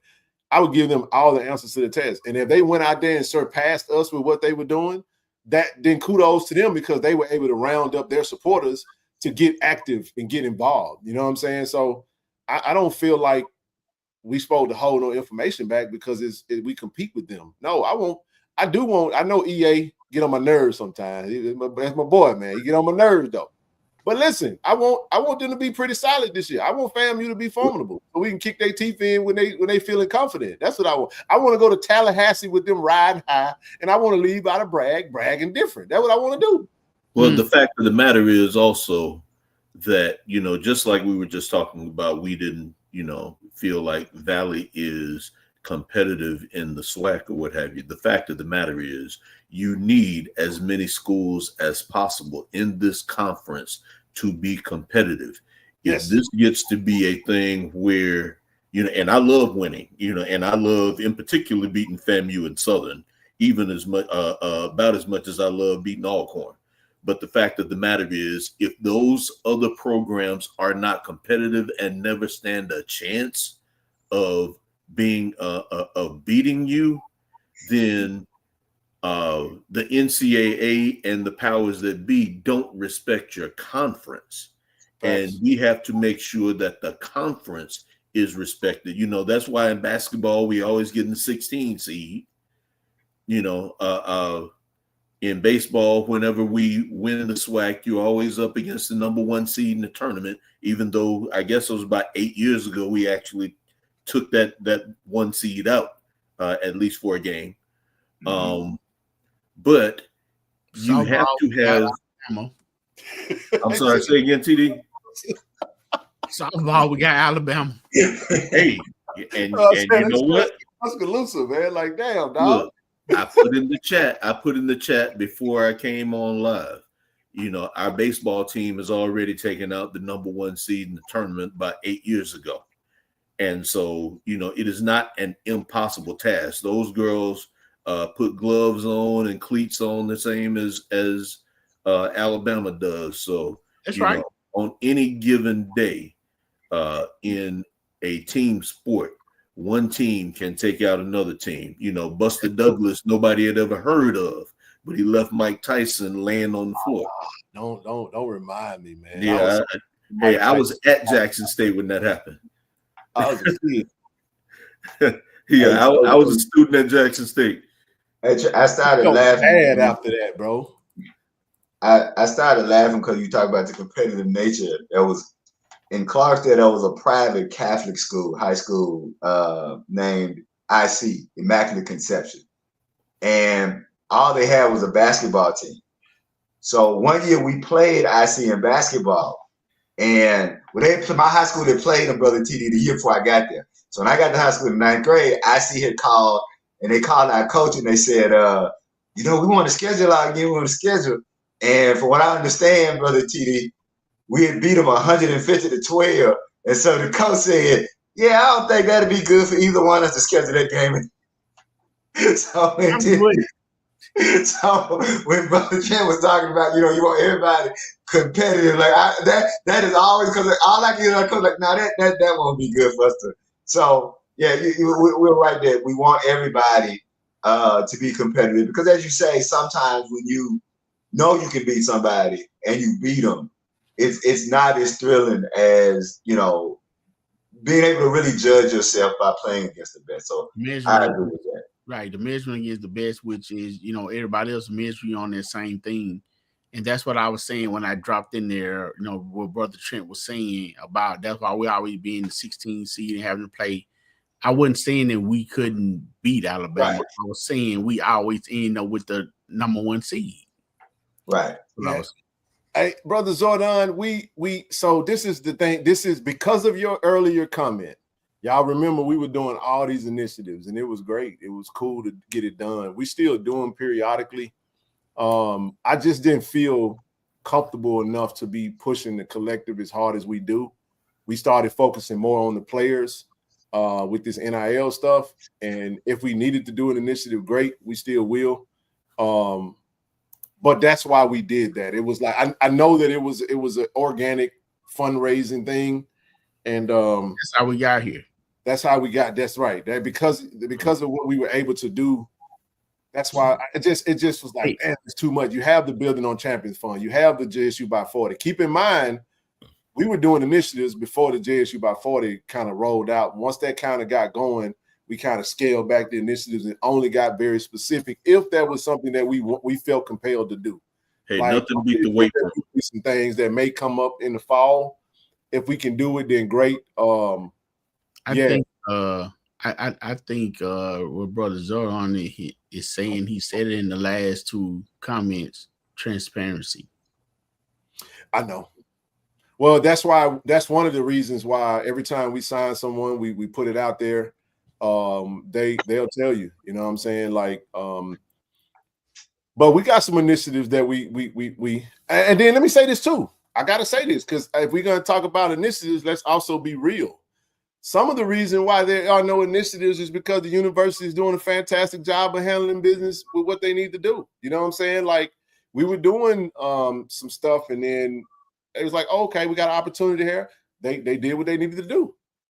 So it wasn't a need like that. And we're not going to just go grab no money and buy stuff just to be buying it. But if there's a real need and it's expressed to us in that capacity, like we just remember, y'all don't forget now, we did do the uniforms. We did remember the $6,000 initiative that we did. We did the uniforms. What wound up happening though, I can say it now, the uniforms were ordered and they messed the uniforms up. Blame Under Armour. So let me say this, it was fixed. So them uniforms that we paid for last year, you're going to see them in rotation this year. And y'all going to love them. Because I love the uniform. They didn't have nothing. I don't think it had nothing to do with the uniform. It had nothing to do with the Celebration Bowl uniform. It was the white triple stripe and then the navy triple stripe with the Tigers on the front. So they coming this year. You're going to see them this year. Now, if they come back and be like, hey, we want to get a new helmet for $25,000, y'all just get ready to donate. Don't be saying it's too much to ask for. You know what I'm saying? Well, but anyway. On the final note, Ken, here's how I deal with uniforms. So I'm sitting at the Celebration Bowl, right? I'm sitting there, I'm hyped for my team to come out, right?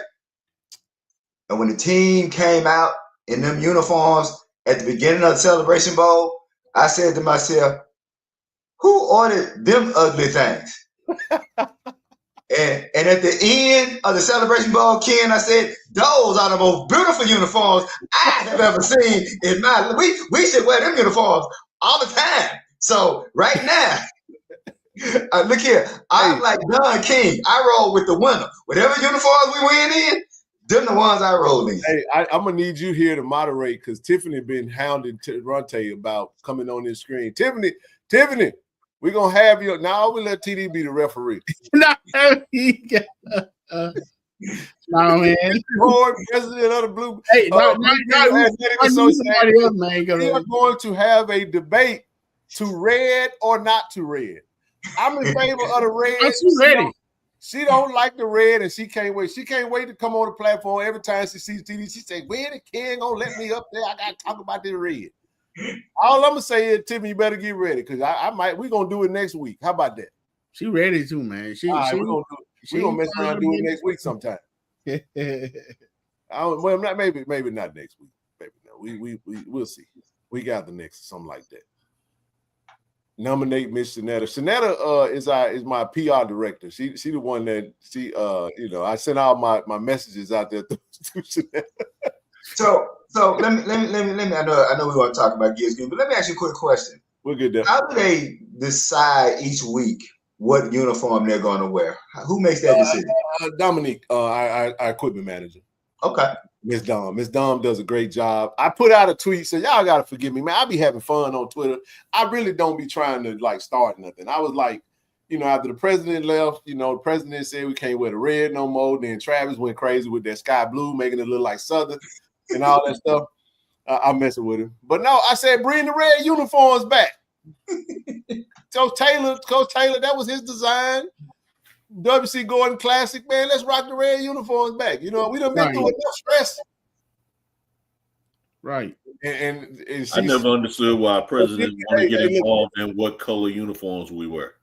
You would think the president got more to worry about. Yeah, you got that right. I don't know. We ain't had a chance to talk to we had a chance to talk to Dr. Gregory. Yeah, I'm gonna leave her alone. Let her do what she got to do. I'm about to say, her hands full enough. Her hands, and she got 3 hands full. But she was at the Gibbs Green Memorial today, so I got to give it to her. She was there and she spoke at the Gibbs Green Memorial. Well, that's a great segue. We had fun with it, man. Again, I definitely want to I love it, man. I love it. We love this stuff, man. That's why we talk about it, and we go from there. So we're gonna transition. Monumental Day, the 55th annual Gibbs Green Commemoration. I got quite a few slides I do want to share with you guys, and I'm pretty interested to hear how the celebration and commemoration went today. I say now. Shout out to the university. Shout out to the 1400 Club. I'll read through it. Today we paused to commemorate the 55th anniversary of the Gibbs Green tragedy. In the late hours of May 14, 1970, Jackson City Police and Mississippi Highway Patrolmen marched on the Jackson State campus and fired nearly 500 rounds of ammunition in 28 seconds into Alexander Hall. Philip Lafayette Gibbs, a junior political science major, and James Earl Green, a senior at nearby Jim Hill High School, were killed. 12 others were shot and dozens were injured by flying debris, glass, and brick in the ensuing chaos. Can you say that for a second? I'll go back for a second. So 2 things, and then I will move to the next slide. I'm going to let you liaison this one. You just kind of... What's important about that first slide with the bullet hole panels. First and foremost, that's those. If you want to know, those panels are still in the Jackson State Archives, so you can actually contact Jackson State Archives because they've kept them in the archives. But the morning after the shooting, the state had actually brought construction workers to fix the dorm to keep the national media from knowing how serious it was. And so there's a picture, I don't know if you have it in your slides, Ken, but there's a picture of students surrounding Alexander. And the reason they're sitting on the ground is because Dr. Peoples instructed the students to sit around so that the state wouldn't be able to remove and repair the panels. So thanks to the quick thinking of Dr. Peoples and to the students who put themselves between Alexander Hall and the construction workers, that's how we still have the evidence. Now, the other thing is, yes, it was 500 rounds in the Alexander Hall, but here's what people need to understand. They shot in a 360-degree range. Wow. There were actually bullets found by the library. So if you understand how the Jackson State campus is set up, Alexander Hall is directly across from HT, right? And so one of the lies they told, and we know this was a lie because this was found in the commission hearing, that they were looking for a sniper. Well, if you're looking for a sniper, why are you firing toward the library? And most important to this, the high school student, James Earl Green, was not killed in front of Alexander Hall. He was killed in front of BF. So that's another example that they fired 500 rounds into Alexander, but they fired in a 360-degree range. When you understand that they fired in a 360-degree range, it is almost a miracle. I hate to say it this way. Well, I'll just say it this way. It is to me still unfathomable that only 2 lives were lost and only 18 students were injured when that much artillery in that 360-degree range, they were trying to kill everybody. And we'll get into it as we move on, why they were trying to kill everybody. But I just want to make those 2 points about those pictures. I yield to Brother Trent and anybody else who wants to make a comment. Well, you actually made one of the primary comments that I was going to make with regard to James Green. He wasn't even on the same side of the street. So, exactly, you know, they basically shot at any black person that they saw, including this young boy who was still in high school, who was really just had left work and was just trying to get home. And so if you know, and C. Lee's dad, I think, was instrumental as a student leader back during this time. But if you know, basically, what everybody has realized, the whole reason the plaza was put in the first place was to cut off one end of Lynch Street from the other one, because Lynch Street used to be a through street. Yeah. And a lot of the area that is directly to the west, white people used to live in those areas. And also, Trent, let them know there was no 220. And there was no such thing as 220 at that time. And so you would constantly have people who live west of the campus, and by people, I mean white people who live west of the campus, and they would drive through. They would hit students who were crossing the street with their cars. They would throw things at students. And so all of that helped to build the tension that led up to that night. But a lot of that tension was driven by the white community that lived near that campus. And then the second thing that you have to realize is that the Mississippi state government at that time was having, if I recall correctly, the military or National Guard posting up nearby, creating tension, as well as you constantly had to deal with harassment from law enforcement. Including, as you know, something that's come up with the work that I've been doing lately, Goon Jones, who was he was one of the officers. Highway patrolman. I actually got a slide to touch on that. So thanks to brother KT Dub, he mentioned, and I think you're gonna appreciate what I got to mention about this. You know, I don't want y'all to get too deep into it because I got a lot. Go to the next slide. Work with it, man. I really do. This is very you learn this by going to Jackson State, and it's always great to understand how certain things tie together. Because I didn't know that the Goon Squad TD. Oh my goodness, bro! I know Brother Trent fought against the Goon Squad, Rankin County, and still fighting. It ties all the way back to the sheriff, who his idol was, what's his name? Lord Goon Jones. Goon Jones. Lord Goon Jones, who at the time of the shooting was a Jackson police officer. And who had already murdered Ben Brown 3 years before. What I was able to discover from this article today was talking about how in 1967 he actually killed someone. Ben Brown. Ben Brown. For the touch on that. So I'm gonna move forward real quick, if you guys don't mind.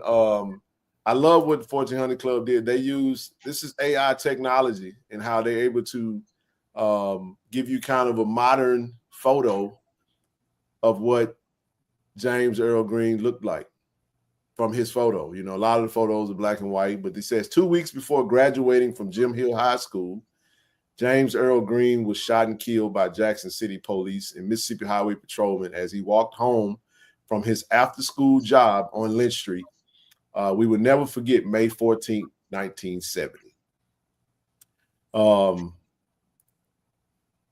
His sister spoke today, and his sister, James Earl Green's sister? Yeah, James Earl Green's sister spoke today. Gloria Green. Gloria Green was an officer for the Jackson State Campus Police for many, many years. And it shows you what a small world it is. Her and my wife were friends. And I didn't even know that she was James Earl Green's sister until we had one of the commemorations, and she came, and I was like, hey, thanks for coming out. She said, no, that's my brother. And so she talked about that he was such a great track athlete that his nickname was Wingfield because it looked like he was flying when he was running. And that, you know, people that, and she said that what she wants to people to remember that he loved track. He loved his, you know, he had a part-time job, and he had a part-time job because, you know, everybody's working to make ends meet. And that, you know, that for her, the most difficult thing in celebrating her life was that they were attacking Black potential. And so when we see the death of James Earl Green, again, we're going to go to young brother Gibbs, that is the epitome of the attack on black potential. I'll shut up. And so was that his real name? Goon? I mean, what? Goon? No, he was called Goon. He was called Goon because he was Lloyd Goon Jones. He was actually because he was a goon. Yes, he was patrol. He was a patrol commander at the time of shooting. Goon Jones was a highway patrol commander. And he was like, and Brother TD. When I say, I'll tell you a quick story. Derek Johnson, who is the president of the NAACP. Before then, he was the president of the Mississippi NAACP. And before that, he worked for a group called Southern Echo, which grew out of SNCC. And Derek was in Simpson County doing some work and some research around Simpson County. And I would go around with them with Southern Echo. And I remember being in and around Simpson County, and it was getting dark. And I remember some Black people walking up. We talking about the 90s, Brother TD. Mm-hmm. And I remember some Black people walking up, I want to say early, yeah, and walking up to us saying, hey, y'all do know y'all in Goon Land, right? And it was getting dark, Brother TD. And you talk about some brothers getting in the car and getting off. But that's Lloyd Goon Jones. Well, I'm going to put this out there. He was so evil, TD, that when he died, Black people went to his funeral just to make sure he was dead. Damn. And I'll just leave it at that. Let me put this comment up here saying Lloyd Goon Jones organized a burning cross at my house in 1982 because he found out that my dad was an elected judge in Hinds County. He hated my father because Goon Jones was from Mendenhall. Damn.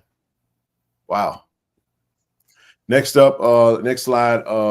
Like I said, again, thanks to the 1400 Club. This is pretty good stuff here, man. Philip Gibbs had recently married his high school sweetheart. He had one son and another on the way. And I know that Trent corrected this, and I got it in the next slide, that it says on May 14, 1970, he did not go home as he did most weekends. He walked out of Alexander Hall as shots rang out, leaving him and local high school students dead on campus. So his wife spoke. Let me throw this up real quick. Brother Trey did say, and he was not at Alexander Hall. He was across the campus. A Mississippi law enforcement officer got away with murder. But I just wanted to make sure I throw that up there. Appreciate your brother Trent on that. But go ahead. It was actually he was the one across. James Earl Green. He was not. He wasn't. Yeah. James Earl Green was in front of Biff Roberts. Philip Gibbs, as his wife told us today, the reason he didn't go home was because he was going to pick up his sister because they were leaving. It was the last weekend of of school of the semester. So he was going to Alexander to pick up his sister. He had his bags and everything packed in his car. So this young brother was murdered picking up his sister at her dorm. Like, that's why he was at Alexander, to pick up his sister to go home. Okay. And his wife was pregnant, and he also had another son. He had Philip Jr., and then his wife was pregnant with their second child on the way. I said, go ahead, Brother T. No. I think I'm listening to. I want to make sure I hear you correctly. You saying he was there to pick up his sister? Was he not a student? No, he was a student too. He had his sister. They both were students at Jackson State. Okay. And so you have to understand that May 14th going into May 15th, that was the last weekend. Yeah. That was the last weekend. And so, and that's important because when I wrote an article, published an article on the 30th anniversary.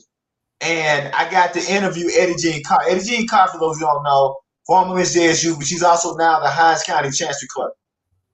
And I asked her, and I asked Gary Porter, I said, well, what were y'all doing? Because that's the other thing that we've been saying, is that we have to stop using the word riot. There was no riot. There was no protest happening on the campus. It was a Sunday night before graduation. People getting ready to go home. Nobody was protesting. Nobody was doing anything that evening or that night. They were just and the reason they were hanging out in front of Alexander, because at that time, Jackson State didn't have a true union, right? And so when you don't have a true union, what happens is the guys just kind of gather where the girls are. And I want to tell this story, Brother Ken and Brother TD and Brother Trent. Trent, I think, knows the story. But I want to tell the story because I want you to, we forget that these were college students. I asked Eddie Jean Carr, I said, what were you doing that night before the shooting? And she said, I was doing what I did every Saturday and Sunday night. And I said, well, what was that? And now you have to remember, Eddie Jean Carr is the Hinds County Chancery Clerk. And she said, this is what I did every Saturday and Friday, every Saturday and Sunday night. I would hang out my window. And when a boy would walk by with a girl that wasn't his girlfriend, I would yell out, that wasn't the girl you walked by here with last week. I was like, really, Eddie Jean? Really? Really? Wow. That's what you were doing, Eddie Jean? Wow. I said, come on, Eddie Jean. And the reason that story is important, Brother Trent, Brother TD, Brother Ken, that lets you know those were babies. That lets you know they were just average college students doing what average college students do. And when I asked her, I said, well, when they first marched down the street, why didn't y'all run? And she said, because we weren't doing anything. She said, when they stopped, I said, why do y'all didn't run? She said, because we weren't doing anything. I said, when they did their left face to point their guns at y'all, why didn't y'all run? She said, because we weren't doing anything. And she said, for all these years, people have been questioning us about what we did and didn't. And she said, because we weren't doing anything. And that's been the false narrative, that the students on campus were doing something and those students weren't doing anything. I'll shut up. I want to go to this. It says in January 1970, James's family's home was destroyed by fire. He climbed on the smoking roof with a water hose trying to save the house that day, but couldn't. They lost everything. They moved into a house 1 block from JSU, now the intersection of Walter Payton and Dalton Street. Says in total, 14 members of James's family lived in the small house. The new place was further away from the after-school job at Wagabag on Lynch Street. Now he now had to walk through Jackson State to get home. So he was this, and then they had, this is pretty good stuff, man. It says all the car hops. James, his job was at Wagabag. He was a car hop. Had little cigar boxes with their names on them for tips. A charismatic kid. James always had the most tips. He worked almost every night from 4 to 10 p.m. and had a small charge account at the store for food when his family needed it. Got a picture of that box. Said that night his journey home included protecting his tips, a bag of groceries, and school books, but he never made it home. Around that time that James was walking through the campus, Philip ending a phone call with his wife in the lobby of Alexander Hall. James made it to BF Robert Cafeteria when he noticed police beginning to conflict with JSU students. As gunfire started, James, an athlete on Jim Hill's track team, darted toward his home, crossing paths with a complete stranger, Philip Gibbs, who was also fleeing towards Sampson Library. The two young men were both gunned down. In 28 seconds, over 500 rounds were fired. 12 people were injured. 2 were killed. 55 years later, no one has ever been charged or arrested for the killing of James Green and Philip Gibbs. The only correction I'll make to that is that Gibbs was actually killed in front of Alexander Hall, in front of the actual Alexander Hall.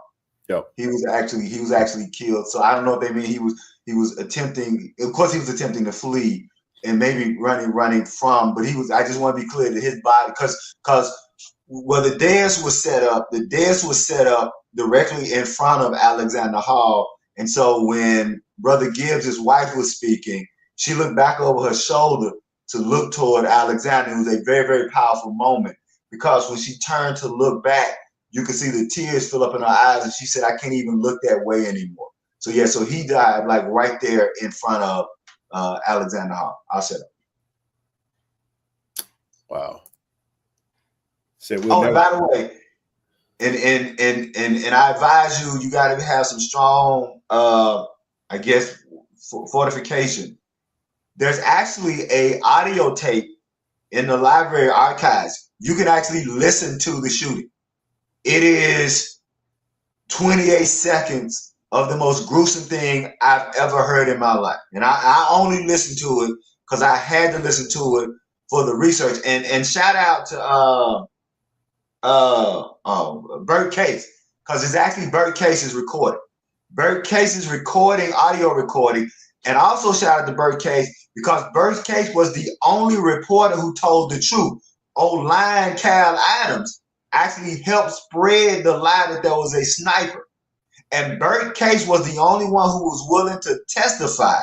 And for years, I didn't know why my grandparents and my aunts and uncles didn't like Cal Adams, because I come along later, so none of them liked Cal Adams. It was because Cal Adams actually lied and said there was a sniper. And Bert Case, in a court of law, and when we did the 50-year anniversary, Bert Case, that's when he donated he donated the tape before then, said that there was no sniper. The only thing that happened was a Jackson State student did throw a bottle at the law enforcement, and that is when all hell broke loose. But you can, if you want to go and listen to the recording, I'm just saying that if you go, make sure you got something in you, because I listened to that maybe 20 years ago, Brother Trent, and I still can't get that sound out of my head. I'll shut up. I can believe it. You know, part of my practice, since I'm a criminal lawyer, that's what keep my lights on day to day. But part of my practice involves looking at a lot of autopsy photos. And, you know, if I'm being honest, you have to have a particular constitution to watch video or listen to audio of things that are that violent and that just bring to mind, I don't know who it was that coined this phrase, man's inhumanity to man. Mm-hmm. You know, and the fact that you had a mentality that was more than 100 years after the Civil War, thought of Black people as less than human. And to this day, this is 2025. You got a lot of people still feel this way. That's why we have the leadership in this country we have. And so, you know, the fact that you have people that were willing to do, as C. Lee just said, they're willing to treat children this way, because we all now are of an age that you think of anybody that's a student at Jackson State as a child, be they a freshman or be they a senior or be they a grad student. You think of these as children because that's what they are, in particular compared to us. And to have, you know, armed law enforcement who cannot view these peaceable students in any other way than to use them for target practice. And second thing, you got to remember, this is the women's dormitory. So, you know, what is it that we men are taught from the time that we are old enough to speak? You know, protect women, you know, try to, in order to be a real man, you got to protect women. Mm-hmm. What these officers did was they went in front of the women's dormitory, and please make no mistake, they knew it was the women's dormitory. Right. And that's where they opened fire, you know, and that is an indictment on the state of Mississippi, as well as on American society, and in particular Southern society at that time, that this would occur, that the first move would be to cover it up, and that there would be no move whatsoever to try to have real accountability for the people who lost their lives that day. Yep. And I just want to say shout out to Seven Yvette. I got to meet her for the first time. She came out, and to all the people I got to meet and see for the first time, thank y'all for coming out. Go ahead, brother Ken. Oh, I just yeah, that's one of the pictures from that next morning, where they circled when the state was going to try to come in and clean, if I'm not mistaken. And there should be another picture where they're actually seated on the ground, and where they were actually trying to stop them because the state was going to come and cover it up to say nothing had happened. That's it. Yeah. Anybody know who these brothers are? Just students. But as far as names, I don't recall. I gotta say, man, this gentleman over here in the far right look like my daddy. It's just kind of favor him a little bit. I ain't saying that's my pops, but if y'all know my dad, bro, he look just like Pops, man. I can see when he was younger. I think Pops. Can you highlight? I think my dad was. No, he was 79. Never mind. He was 79. Can you highlight co-pilot's question? That must be law enforcement there in the first place. So, okay, because this is important. This is why we've been pushing for years for people to stop using the term riot, because nothing was happening that night. There was an event about 3 or 4 blocks away from Jackson State on the Lynch Street area going toward Ellis that way. And that was a commotion with some local neighborhood guys and a utility, because I can't remember if they were like power and lights or if they were telephone. I just know that there was a utility crew. So there was a commotion between some neighborhood young men and a utility crew. Here's the problem. There's 2 problems. If that commotion happens 3 to 4 blocks away from the campus, once you get that settled, why do you march down Lynch Street toward the campus? That's question number 1 that was never answered. Question number 2, for a commotion of maybe 4 to 5 neighborhood boys and some utility workers, why did you need the riot force of the Jackson Police Department, the Mississippi Highway Patrol, and the Mississippi National Guard? And so those 2 questions were never answered. And it leads many to think that this was planned. And the reason this leads many to think that this was planned, because a week earlier, Dr. Peoples got a call from the governor, because as we were saying earlier, what was happening, and my father was part of what was called the vet club. And the vet club was a bunch of gentlemen who had come back from Vietnam, and they organized the vet club. And so the vet club had decided to patrol Lynch Street because the white motorists were not obeying the traffic signs. And so because the vet club and others had started patrolling Lynch Street, the governor, and this is in Dr. Peoples' book, and the governor called Dr. Peoples a week before the shooting and said, either you control your students or I will. So you got a call from the governor a week before this happens, threatening the students.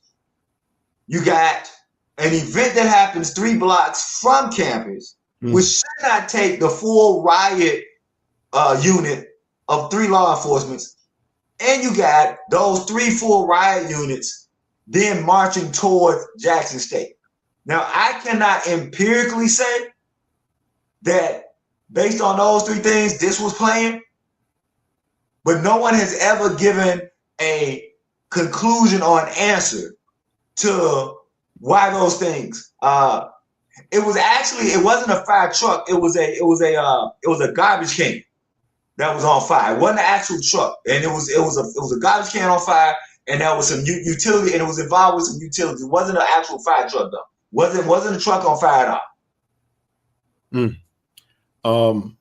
Man, I do want to continue with this, and this is pick up Brother Trent what he's up against and have been up against. This is the sheriff from Rankin County, man. Or is it former sheriff? He's still the sheriff? Yes. So this is Sheriff Brian Bailey. He's the current sheriff of Rankin County. Brian Bailey says law enforcement officials state that, the law enforcement official that Rankin County Sheriff Brian Bailey regards as his mentor had a reputation for terrorizing Mississippi's Black community. This is August 3rd, 2023, press conference where he denied knowing anything about the Goon Squad. Screenshots from the news conference carried online. The name of that gentleman, TD, was Lloyd Goon Jones. That's his mentor. It says of all the law enforcement officers I have ever questioned, he was the most detestable, says Constance Slaughter Harvey, who served as an assistant secretary of state for Mississippi. As proof, she pointed to his 1970 deposition where he repeatedly said the N-word and then defended his use of the racial slur. So between 1956, hold on, Ken, before you go, and also make note that Constance Slaughter Harvey was also the attorney who brought the civil suit against the three law enforcement officers, and a legend in particular among Black women lawyers. Yes, in Mississippi. She broke a lot of ground, and there needs to at some point in time be a Constance Slaughter Harvey statute somewhere. Yep. Preferably in Scott County, which is where she's from. But Constance Slaughter Harvey, for those who don't know, is a legal legend, and I imagine she's probably approaching 80 at this point. But she is as sharp as anybody that you ever want to see in terms of her analysis of the law. So here we are again, 2025, and the sheriff of Rankin County, his mentor was this detestable human being right here by the name of Lloyd Goon Jones, right? So when you go back into the history, it says between 1956 and 1975, Lloyd Jones worked as an inspector at the Mississippi Highway Patrol. Civil rights leaders gave him the nickname Goon, and the nickname stuck. The Justice Department concluded that Jones killed Ben Brown in 1967. Brown, who had been involved in the civil rights movement, happened to walk past a standoff between law enforcement officers and protesters near Jackson State University campus. I'll pause and let you guys, if you want to. First, the thing I want to say, and this is Goon Jones with this construction helmet on in the front, and he shot Ben Brown in the back. Yep. So, that's the thing. And again, for those who are too young to know the period that we're talking about, much like today, law enforcement got away with murder, but in those days, there was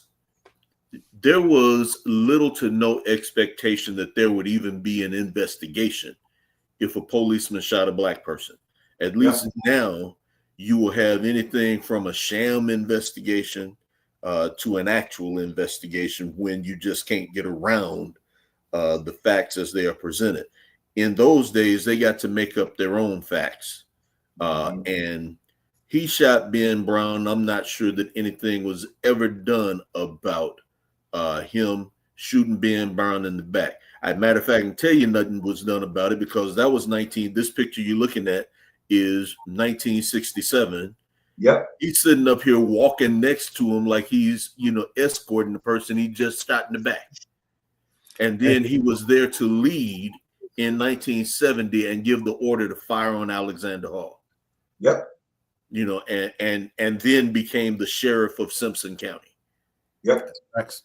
So he was rewarded for his actions, and just also putting in context, one of Ben Brown's jobs, because it said he wasn't even involved in what was happening that night. One of Ben Brown's job was, you have the COFO Center that's down from Jackson State, and COFO was created during Freedom Summer. Ben Brown's real job was walking the female civil rights workers to their cars. That's what his job, Brother TD. That's all. So he wasn't some menace. He wasn't some rabble rouser. Ben Brown's job was simply, because, they were doing, civil rights work doesn't sleep. So when women would leave COFO building at night, Ben Brown's job. So they murdered, Brother TD, a man whose only job was to make sure that black women got to their cars safe. I'll shut up. Wow. Said the Justice Department concluded that Jones killed Ben Brown in 1967. Brown, who had been involved in the civil rights movement, happened to walk past a standoff between law enforcement officers and protesters near the campus of Jackson State. FBI quoted Jones as telling a co-worker that he killed that N-word with his 12-gauge shotgun, took it home, cleaned it, wrapped it in a blanket, and hid it in the attic. He admitted in sworn statements that he fired his shotgun 10 to 15 times that night.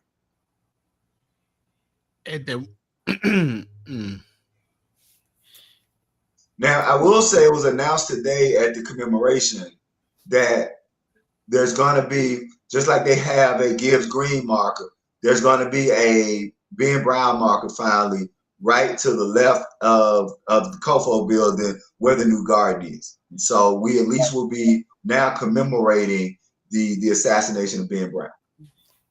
I'm glad I grabbed this. 3 years later, so this is how it ties it all together. 3 years later, which is 1970, Jones was over state troopers who, along with Jackson police, responded to what was lied on a protest on the Jackson State University campus. He said there was no protest, there was no riot. Nothing happening at all. It was a Saturday, Sunday night. Those young people was getting ready for grad. What? Let me ask you a question. This is all three of y'all, Brother Ken, Brother TD, Brother Trent. What black people is riding the weekend for graduation? No. There you go. Out of there, man. Yeah. So it said law enforcement officers fired more than 400 rounds again in less than 30 seconds in every direction. This is also different than what we read earlier. This is in every direction. Initially, it said towards the Alexander Hall, but Brother C. Lee talked about it being basically a panoramic dispensing of bullets, many of them into the women's dormitory. Jones declared under oath that a sniper had fired at troopers before they unleashed their barrage of bullets, but journalists and some Jackson police officers testified that they witnessed no such sniper fire. By the time the gunfire ended, 2 young men were dead. Philip Gibbs, a political science major who was married with 2 children, and James Green, a Jim Hill High School senior who was walking home from work. A dozen others were struck by bullets, but they survived. And a couple of things here. Again, sometimes the lies can just be obvious, and you just know that there's not going to be any real expectation that anything's going to be done about it. Goon Jones knew he could tell this lie, because what sense does it make that there'd be a sniper in somewhere in the women's dormitory? That part makes no sense. And what kind of gun was he shooting to shoot 400 to 500 rounds? Well, no. It wasn't just him shooting. It was. I know. I'm saying, yeah. Oh, yeah. So what threat did he pose that would warrant 400, 500 rounds? I got you, brother TD. Well, then the second thing is, pretty much since the beginning of time, your police training would tell you that you need to identify precisely where a sniper is, or any shooter for that matter. You don't just start randomly shooting, so you couldn't be shooting at a sniper because you're shooting all over the place. And as we just said, in a panoramic manner. So basically you're shooting wherever you could identify people. The thing that we really most ought to be thankful for is that this was not an absolute massacre that night. Yeah. Right. Yeah. Yeah. Yeah. Because there were plenty of students out there. Yeah. Could be much. Yeah. No, I definitely I'll make the effort to be at the next one. Lord willing, say the same. I'll definitely the more I read, the more I learn, the more I want to, touch those that are still around to tell that story. And just you want to be in tune with the history of your institution. You know what I'm saying? Yeah. And that comes with. And Ken, I would like to say that you should invite on. I'm sorry. I do want to make note because KT Dub told me this. The irony, this is what he said. Because Brother Trent said how he became the sheriff of Simpson County. Yes. And died as the sheriff of Simpson County. So he said it was a black guy that actually took his gun from him and killed him with his own gun. Well, he was, and I guess if C. Lee, you have other information, my understanding is the same as another particular sheriff was using people on a chicken farm that rightfully probably should not have been there and weren't compensated for being there. It's a common practice in Mississippi that the sheriffs would lend out inmate labor and make use of it themselves. So basically what you have is you're practicing slavery. Yep. Because once these people are inmates, they're not getting paid. I think 2 or 3 years ago, they passed some law that basically set out that trustees could actually be paid for work. But the fact of the matter is the sheriffs in these particular counties, they would most of the time for pay or for payment to the sheriff directly or to the sheriff's department, allow businesses or in many cases plantation owners to utilize inmate or detainee labor in order to perform work at a lot of these farms. And Goon Jones had the person who killed him working at his house and was killed at his own house. Yep. Turn it back. Go say it ain't no fun when the rabbit get the gun. Joe Lane shot the shit out of him too. Well, the rabbit should have been got the gun. And to would y'all happen to know what caused that altercation? For that, there are rumors, but I probably don't want to publish the rumors in public. But there are rumors as to what caused that particular detainee to want to kill Goon Jones, and I'll tell you offline, but I won't say it online. All right. Well, if it ain't online, I don't want it down. Don't do it. Right. and to provide even more context, because I think what Brother Trent is saying, I'm glad you brought that point up, because this is what a lot of people don't understand. This is a direct. Ooh, that hurt.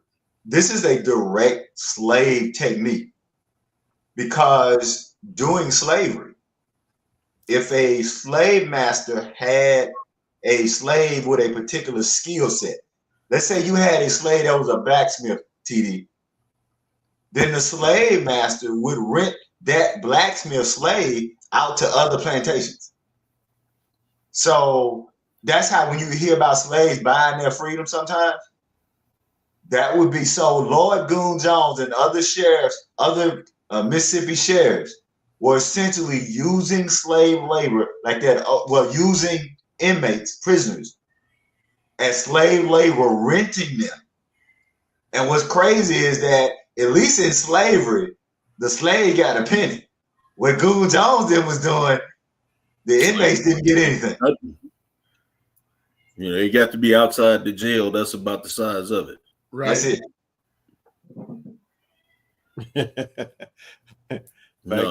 Fact, ask someone from Rankin County why Lloyd Jones got killed. Trent in Rankin County now. We just asked the Rankin County. Well, like I said, I'm not going to say it on it for public consumption. Now, when we get off, I'll put it in the StreamYard chat. But I'm not going to put it for public consumption. But Mr. Johnson probably is thinking along the same lines that I'm thinking. Right. But you know what's cool though? I want y'all to address the brother I love that chapter directly. Maybe they can make monthly pay. Thank you, Brother Zona. We're going to meet with the Atlanta chapter June 14th. We're looking to connect with Charlotte. I know Jerome needs y'all to put an event together. We're coming to Charlotte. The Chi-Town alums, we want to go north. We're going to Dallas. We're trying to take the show on the road. I want you guys to touch this right here. Brother Kenneth Jones said he knew the person who killed Lloyd Jones. Also, he said he was the person who informed Philip Gibbs' son that Lloyd Jones had been killed. Wow. And I actually saw Philip Gibbs Jr. probably not even a month ago. He was in town, and I didn't know him by sight. He was a couple of years behind us, C. Lee, at J State. And one of my mentors, Gene Jughead Young, may he rest in peace. Say his name again. Say his name again. Gene Jughead Young, frat brother of mine, and was always a mentor from the time that I got to know him at Jackson State, was a wealth of knowledge about the civil rights movement in Mississippi and in Jackson in particular. And I really wish that he had written down half the stuff that he talked about, because he could have written books that would have contained volumes. But Ken, what I would invite you to do is at some point invite two people who can probably expound on way more than C. Lee and I can. Number one, Dr. Ivory Phillips. Yes, indeed. And number two, Dr. Hilliard Lackey. Yep. Between all things Jackson and all things Jackson State. Let's get them all. And these are two of the brightest men. I tell you what, I'll reach out to Dr. Lackey. Lee, you will reach out to Dr. Phillips. Dr. Phillips, yeah. Let's do it, man. I'm excited. Yeah. When you talk about I think I got a little bit of space in this big old head of mine. I got some room up here, man. I'm trying to set it up. I would love it. Man, that would be a treat. But those two gentlemen, and like I said, I'm sorry that Dr. Young has passed on at this point in time. But, when you want to record the history and the legacy of Jackson State and the struggles that we've been through politically, the fact of the matter is you probably couldn't get two more people. Dr. Peoples is still living, but, he's in his late 90s at this point, so he doesn't really get out for, you to be able to ask him a lot of stuff. But those two gentlemen, you should really, we should get them on the show. I would love that. I gotta say, the laddie, 86. This is my girl right here, y'all. She good people. But I'm still, y'all don't understand when I see stuff like this. Please just forgive me. Let me go here. I was born in 1982.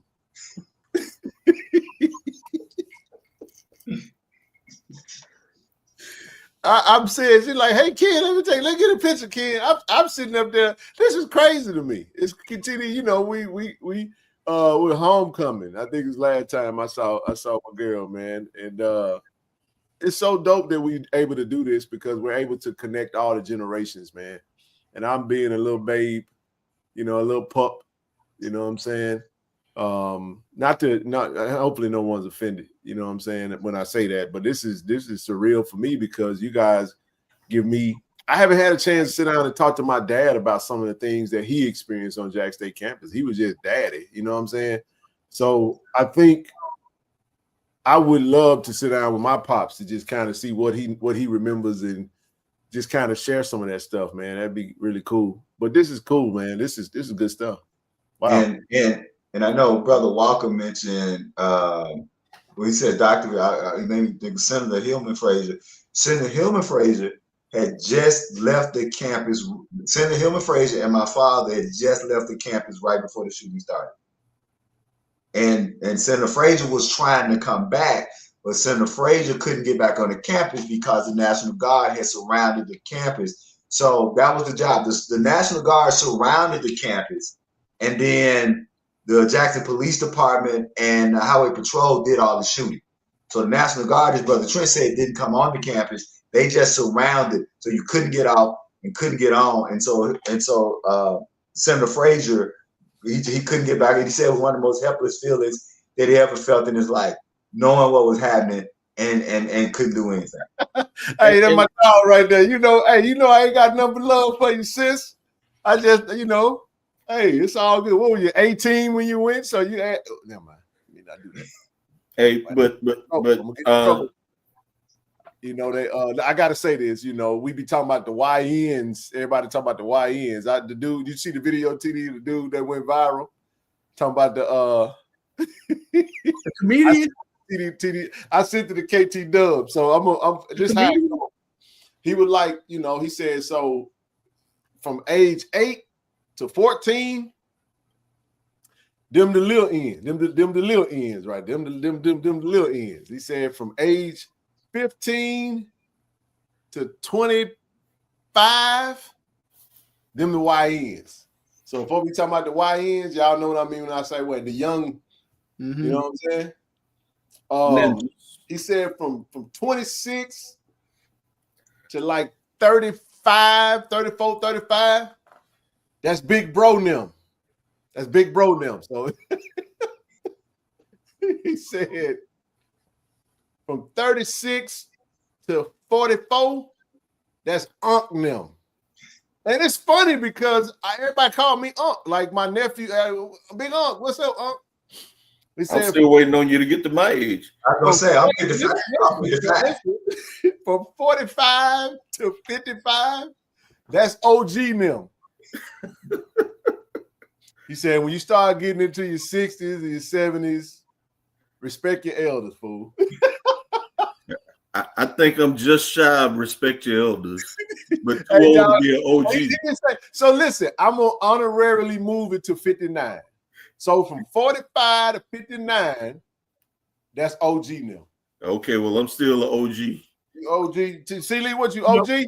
I'm 55, so he OG. So TD is you OG too, big dog.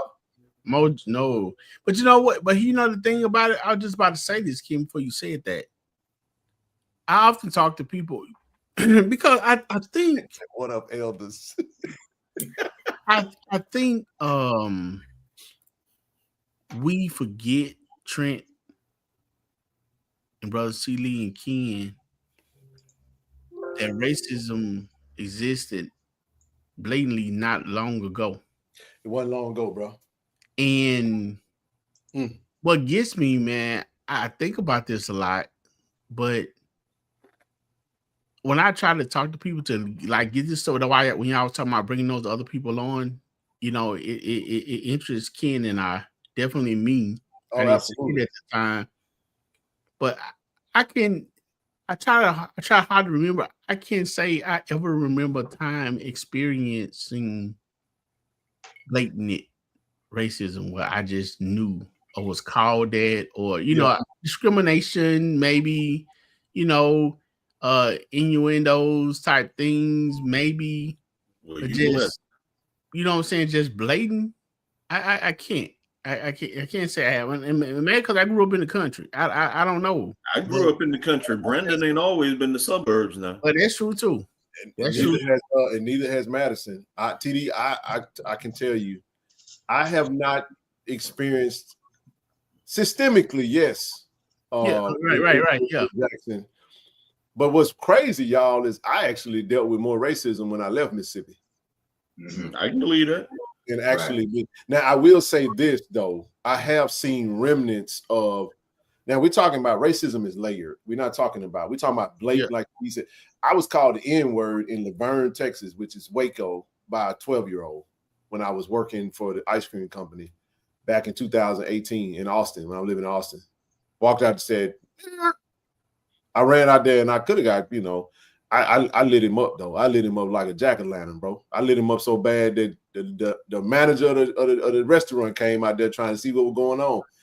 Because I hemmed him up so bad, and I told him straight up, and I probably went too far, but I told him, I said, if you better be glad I ain't got that thing on me. Because I'm just telling you, I said, it's a lot of people. I told the little young fella, I said, man, it's a lot of people that died behind that word, man. I said, I know you don't know enough history about that, but I know that you're being taught that wherever you are coming from, because you're too young to understand the dynamics and stuff like that. And I just I'll leave it at that. I'm not going any further with that. But I will say this, though. I didn't realize that the movie, The Help, was very similar, was very real and close to my life. I didn't know that. But I shared this before. My grandmother, who's still with me, that's my baby. She's 95 years old. I'm going to go see her every time I go home. That's my baby, right? You know what I'm saying? She helped raise me in a very important time of my life, around 6th grade all the way up through high school. My grandmother was the help. Mm-hmm. My grandmother did not learn how to read and write. A 95-year-old woman that I read my grandmother's mail. I opened the mail up. I tied her shoes up. I did all that type stuff. And when you go and your grandmother goes to work and she goes to the house of some wealthy white folks who live over there in East Jackson, and she's raising this young white boy who calls your grandmother by her first name, Clara. It bothered me so bad, TD. I wanted to whoop him, but I knew that you can't, you know what I'm saying? Like, it was so, I'm telling you, I had these experiences. I know when I had the few times I had to go over to the Gibson's house, you know what I'm saying? Big ass mansion over in East Jackson. And I'm talking about they got everything, TD. You know what I'm saying? And she was making sure, don't touch nothing. And I'm like, Grandma, I ain't finna put you in jeopardy like that. You know what I'm saying? We just not. But it bothered me the way that the little fella, and to this day, I know he loved my grandmother because that was his nanny. But I saw some things that were just kind of very uncomfortable that I wasn't old enough to really understand until I got older. And I was just like, damn, this shit is close. Like 1968 was like literally, it felt like yesterday. You know what I'm saying? Even though I wasn't alive for that, in I was born in, I'm a 80s baby, 80s, 90s baby. And you kind of see some things, but it got a little better for us, I would say, a little better. We're not going to deny the obvious, but when I was born, my mom and dad were married with a house full of, we like the Cosbys, bro. So we had our opportunities. Daddy preacher, mama respiratory therapist for St. Dominic's Hospital, and had a good life until they split up, and then kind of all hell kind of broke loose. But that's the typical. You go through challenges when you go through divorces and stuff. But my point is, most of what we experienced was systemic. A lot of the stuff that we starting to see now is getting very uncomfortable because we're kind of going backwards. Where there's a lot of people where racists used to. Would y'all say that well, I mean, ask y'all this question because I wasn't old enough to understand it. TD, you probably you're a lot older than me. Not a lot, but a little older than me. Rodney King situation, when that occurred, you got events like the O.J. Simpson trial. Like I remember O.J., but I'm saying, like, when would you feel in the late 80s and 90s that things kind of turned in a way where it got a little bit more palatable for African Americans? You get what, Brother Titty, Brother King, you got me there because I wanted to. It's a rhetorical question, Brother TD. But King, you got me where I wanted to be. But Tina, let me ask you a question. And this is not a trick question. I just want you to answer based on whatever information you've been given. when did slavery end?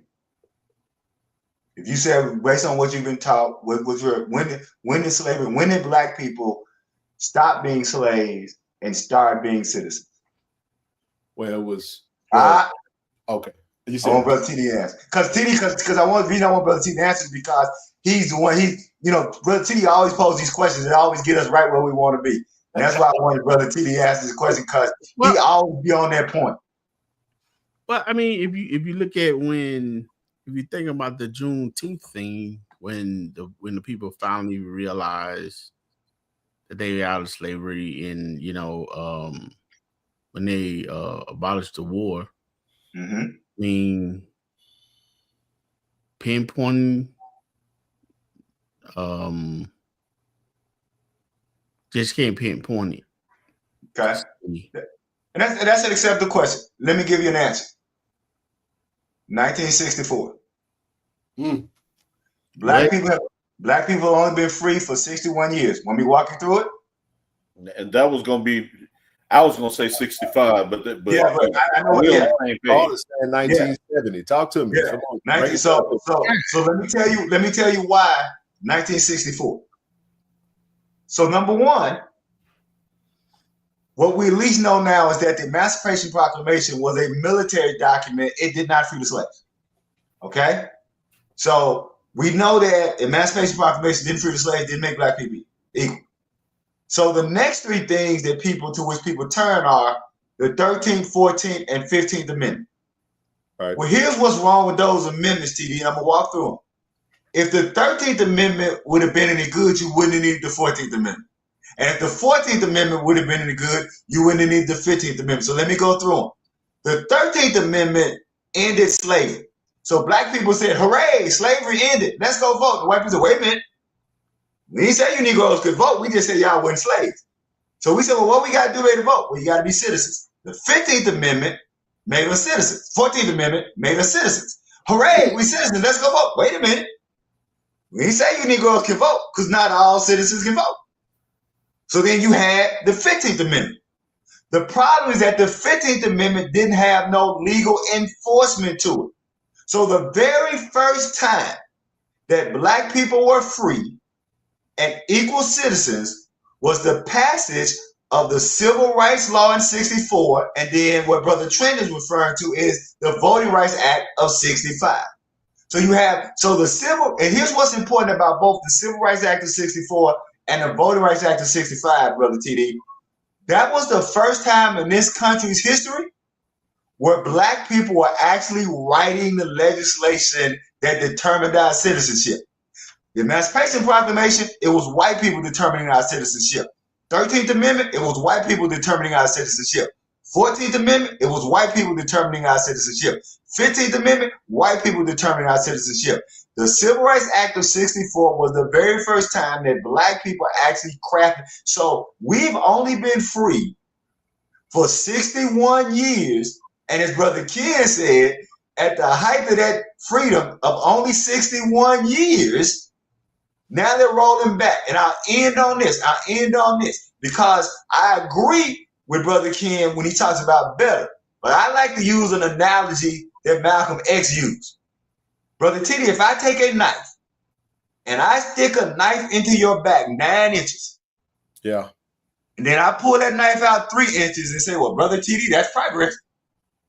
You still got 6 inches of knife in your back. And so what they are doing right now is that they are systematically dismantling the Civil Rights Act of 64 and the Voting Rights Act of 65. And we are not that far from not having the two pieces of legislation. That's facts. That actually made us equal and made us citizens. So if we're just talking in legalese, Black people have only been free 61 years. But if you count the fact that Trump was elected in 25 and he's rolling back those things, one could argue that within the next 4 years, we might not be free again. I'll shut up. You better pay close attention to what's happening. Because I'm telling you, you're either going to give a damn or you're going to find out later that you should have. You know what I mean? Go ahead, bro. Go ahead. Yeah. Go ahead, PD. Yeah. I mean, well, Trivia has some said, because I was just about to say, you know, when Ken, you was talking about the YNs and stuff like that, that generation don't care nothing about nothing about. You could have just stopped at about. No, you didn't have to put about. Just stop at care. You don't care. I mean, and the question you got to ask yourself is why, brother. I love what Kevin, brother KT Dub, he went out there. He talked about we have a parenting problem for sure, and that's real talk right there. And I'm gonna just say this right here. I said I know I'm raising suburban kids or whatever the case may be. I don't give a damn. I'm gonna keep doing so. You know what I mean? I'm gonna keep making sure. I mean, you do your part. You just gotta, it's a little different now. In times, I hate that I have to. I'm serious when I say this. I'm not being comical when I say this. It's unfortunate that I have to think that way, but I'm not stupid. You know, wisdom says, "Hey, bro, you might want to run in the daytime," because I match energy now. I do match energy in my neighborhood. I'm not gonna go out my way to speak to you. I'm tired of walking through this damn neighborhood and people look you straight in your face and then I'm telling you, I don't care what nobody says. Nobody says. I'm telling y'all that this is listen, man. Times are changing. And it gets uncomfortable real fast in various different situations. And you just be like, you gotta just take low so you don't snap off on somebody. You know what I'm saying? And just try to be cool with it. You know what I'm saying? That's just the times that we're in. And I'm not saying that that's everybody, but I'm telling you right now, a lot of closet racists over the past 5-6 years, they feel a whole lot more emboldened to just be to let it hang a little bit more than what they used to be. And I'm telling you right now, I don't have nothing for racists or bigots, bro. Nothing. I have a problem with white people, but I can't stand bigots, bro. I can't stand them at all. Go ahead, bro. I want to throw something out here, and we're getting to, again, this current administration and the way that they are just so blatant about the things that they do. What is it, back to C. Lee's point, what is it that we are dependent on in order to be able to bring that to an end? And that is the vote, correct? Mm-hmm. Yes. I happen to be of a mind that, and you can argue with me all you want to. I don't believe it's going to be no 2026 midterms. That's a lot that I don't think going to happen, brother C. Lee. And I'm not even to 2028. I don't think it's going to be any 2026 midterms. I think that between now and election day 2026, something is going to happen, because this administration is not about to, knowing how unpopular a lot of the stuff that they're doing is, not about to put themselves in a position where you go from controlling all three branches of government to having one of those branches that you're dependent on to continue to roll over and play dead, all of a sudden not be under your control anymore. Now they can do it like they're currently doing the courts and just ignore them too. But the fact of the matter is, Congress controls the purse strings. And so I don't think that they're going to allow themselves to be put in a position where they are not in total control of all the facets of government. And that means that you can't, I'm not talking about whether Trump going to get to a third term in 2028. I don't think there's going to be midterms in 2026. I don't know how it's going to come about, but looking at the way that these people operate, I don't see it happening. And you call me crazy or whatever you want to, but that's my 10 cents worth. Brother Trent, I'm picking up what you're putting down. Here's what I would say is the key piece in that. The people who voted for him, how many of those numbers of people will find themselves as collateral damage? Already finding themselves collateral damage. Right. And what I'm saying, though, is enough of them that find themselves as collateral damage that want to do something about it. I think that's all these Latinos the Latin community, who I believe, if I'm not mistaken, was somewhere between 40 and 60%. I forget the exact number. Right. Voting for him. You know, even if that number is 40%, that's enough to make a change. Right. Like I said, my point is, I agree. I particularly agree with your sentiment. And I think what's going to determine what you're saying is if enough of the people who voted for him are now finding themselves as collateral damage enough that it's essentially, let's look at it this way. The people who voted for him because they wanted him to do damage to black people. What they did not expect is that some of that damage would be done to them. And so now the question will become, as we get toward the midterm, how many of those people who are now being harmed by the very same policies for which they voted are willing to turn and say, hey, I voted for this, I voted for that, but I didn't vote for this. And so I think that's what's going to be the key to what you're saying is, if there's not enough of those people who feel like this is not what I wanted, then I think it's going to roll how you say. But that's going to be the determining factor is how many of those people are being negative. That's why I started off this whole thing saying, you know, after he was elected, I'm going to be like Miss Celia in The Color Purple. I'm going to just sit back and see what color the walls turn. Nah, well said, man. I mean, I see stuff every day that just make you scratch your head, man. Right. I'll just tell you right now, I'm not in it. I don't care nothing about no celebrity beef. I don't care nothing about the Diddy trial. Me either.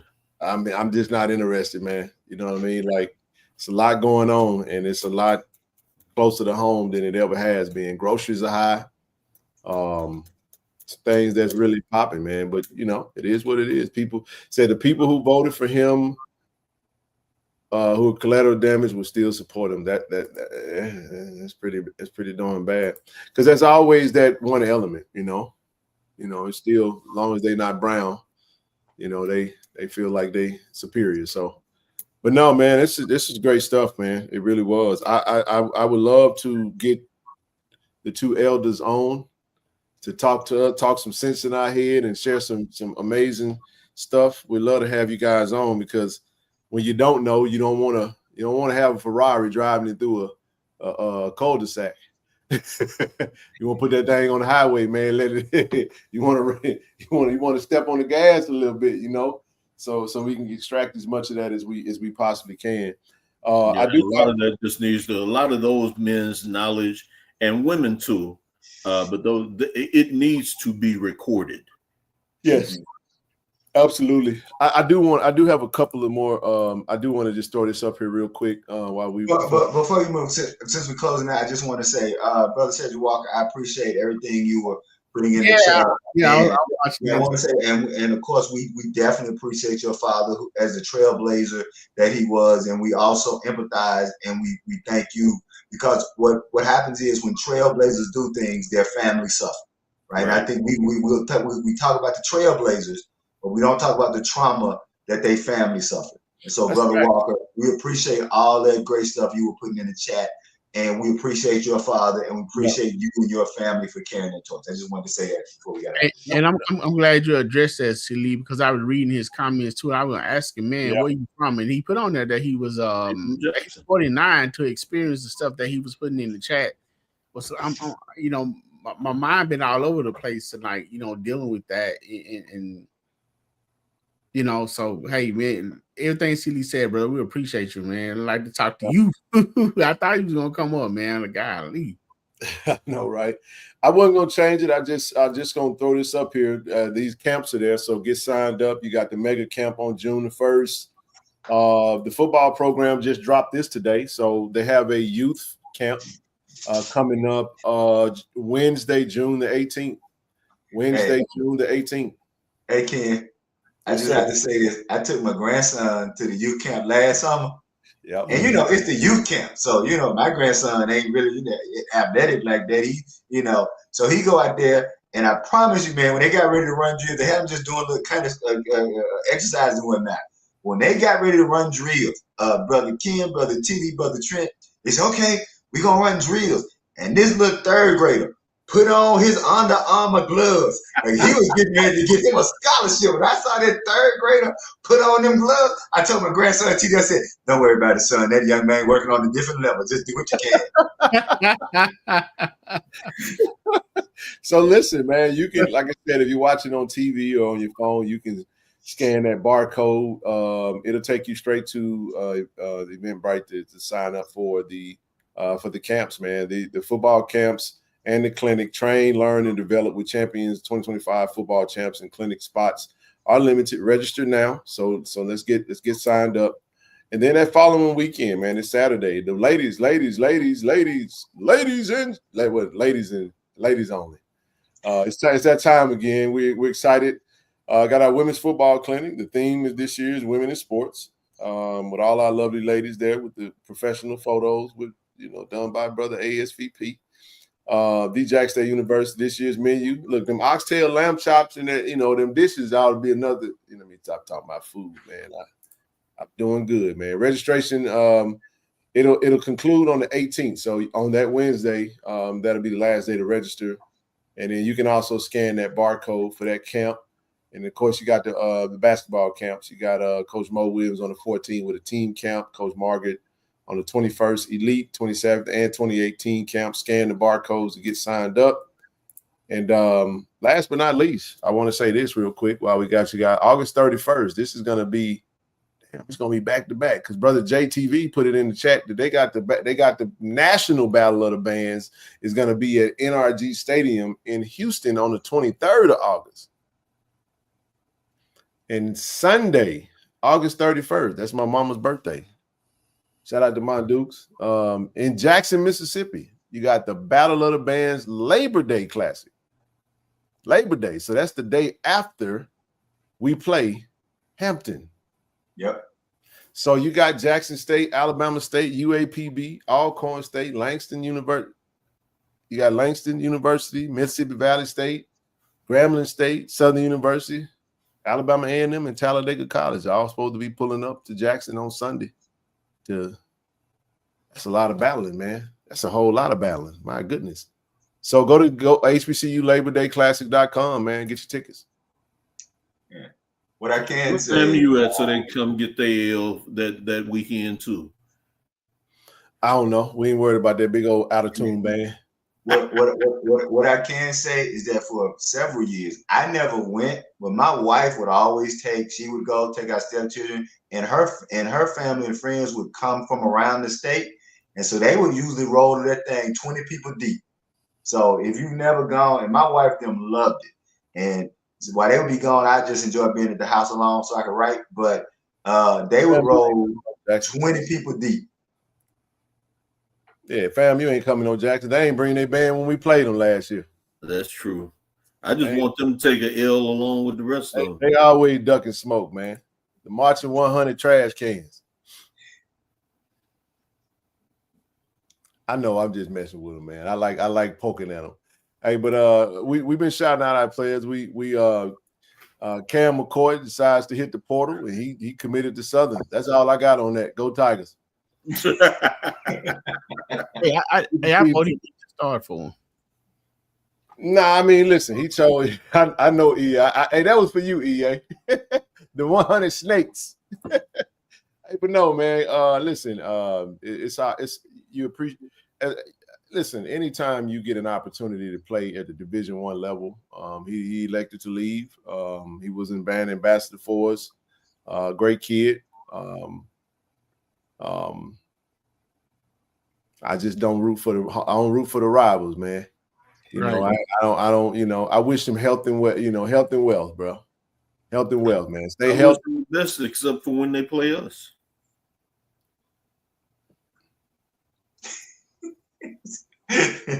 I don't wish the best for nothing for Southern. I hope they lose. I told you I want to lose their spring game. I don't want to lose every day at practice. Hey, you know? Yeah, but nah, all fun and games aside, but he decided to go to. Hey man, listen, we're gonna see you in Baton Rouge, baby. Yes, sir. 27, man. I think it's the 27th. Somebody tell me what it is. But listen, I stand by that. Cam know it's all love, person to person, man to man.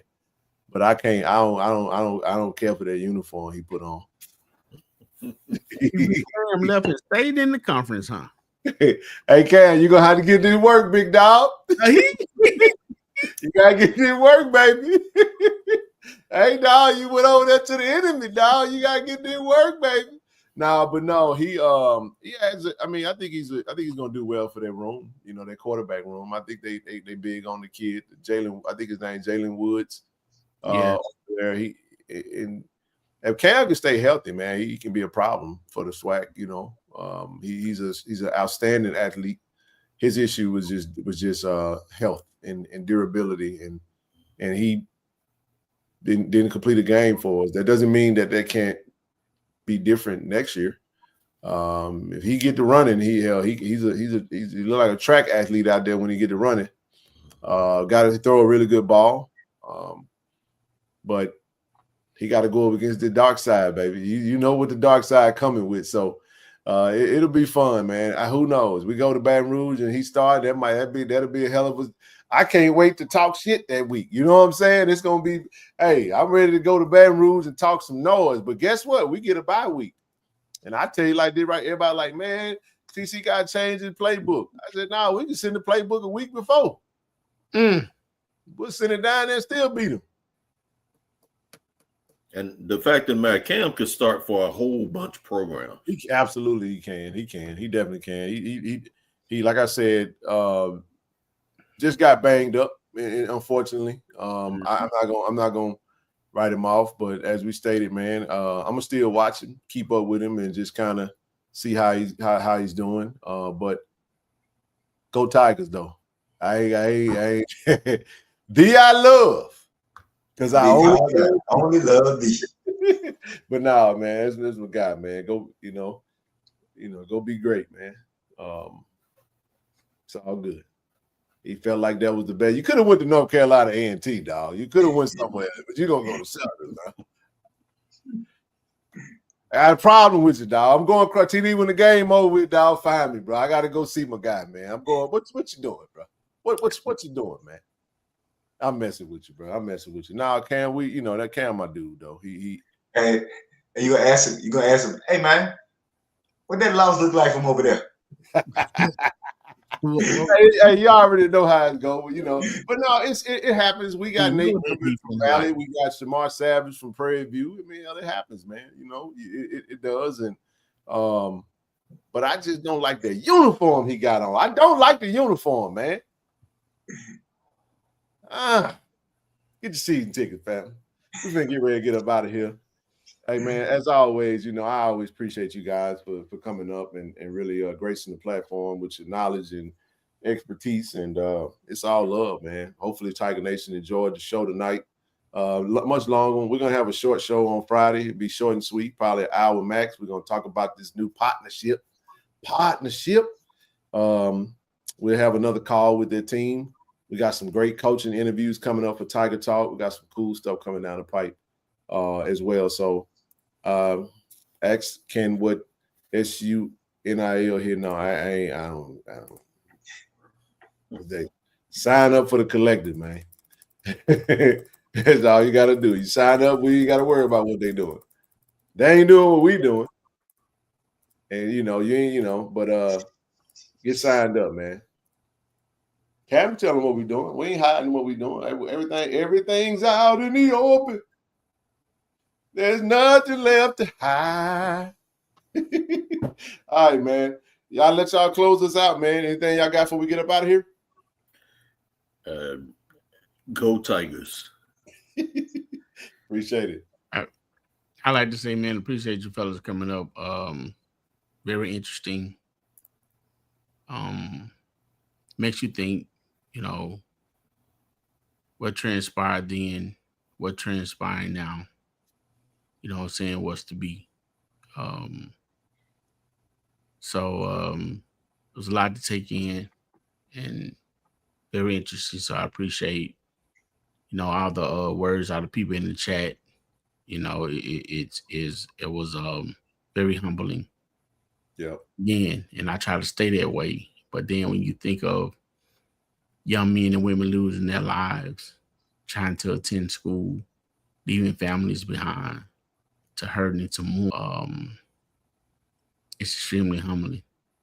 So, still prayers to them.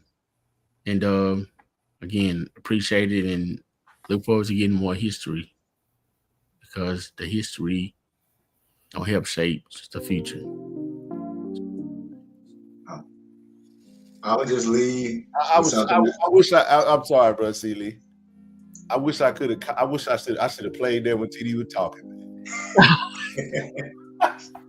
No, it would have been perfect though. TD with the late night radio voice. Running back, TD, come on, man. Man. I mean, that was. I love it. This is OKJ. No. So I just said what I said at the commemoration. We are still here because we are still here. No matter what they've done to us in the past, they have not stopped us from being still here. So no matter how bad it looks, no matter how bad it feels, they tried to shoot us out of existence. And we got up and we went to class the next time class was held. That's who we are. That's who we have been. That's who we are. That's who we will always be. Thee I love because I only love thee. Good night. Good night, everybody. Good night, everybody. ShotRx is bringing healthcare to you. With our mobile health team, we can come to your school, church, or business to take care of you. We offer childhood immunizations, COVID and flu vaccinations, physicals, and much more. Don't put your health off. Welcome to Care and Compassion. Welcome to ShotRx. Hey, this True Thompson. True, you gotta get a word for Tiger Nation, man. I love y'all. Tiger Nation. D I love, go Tigers, baby. Appreciate you.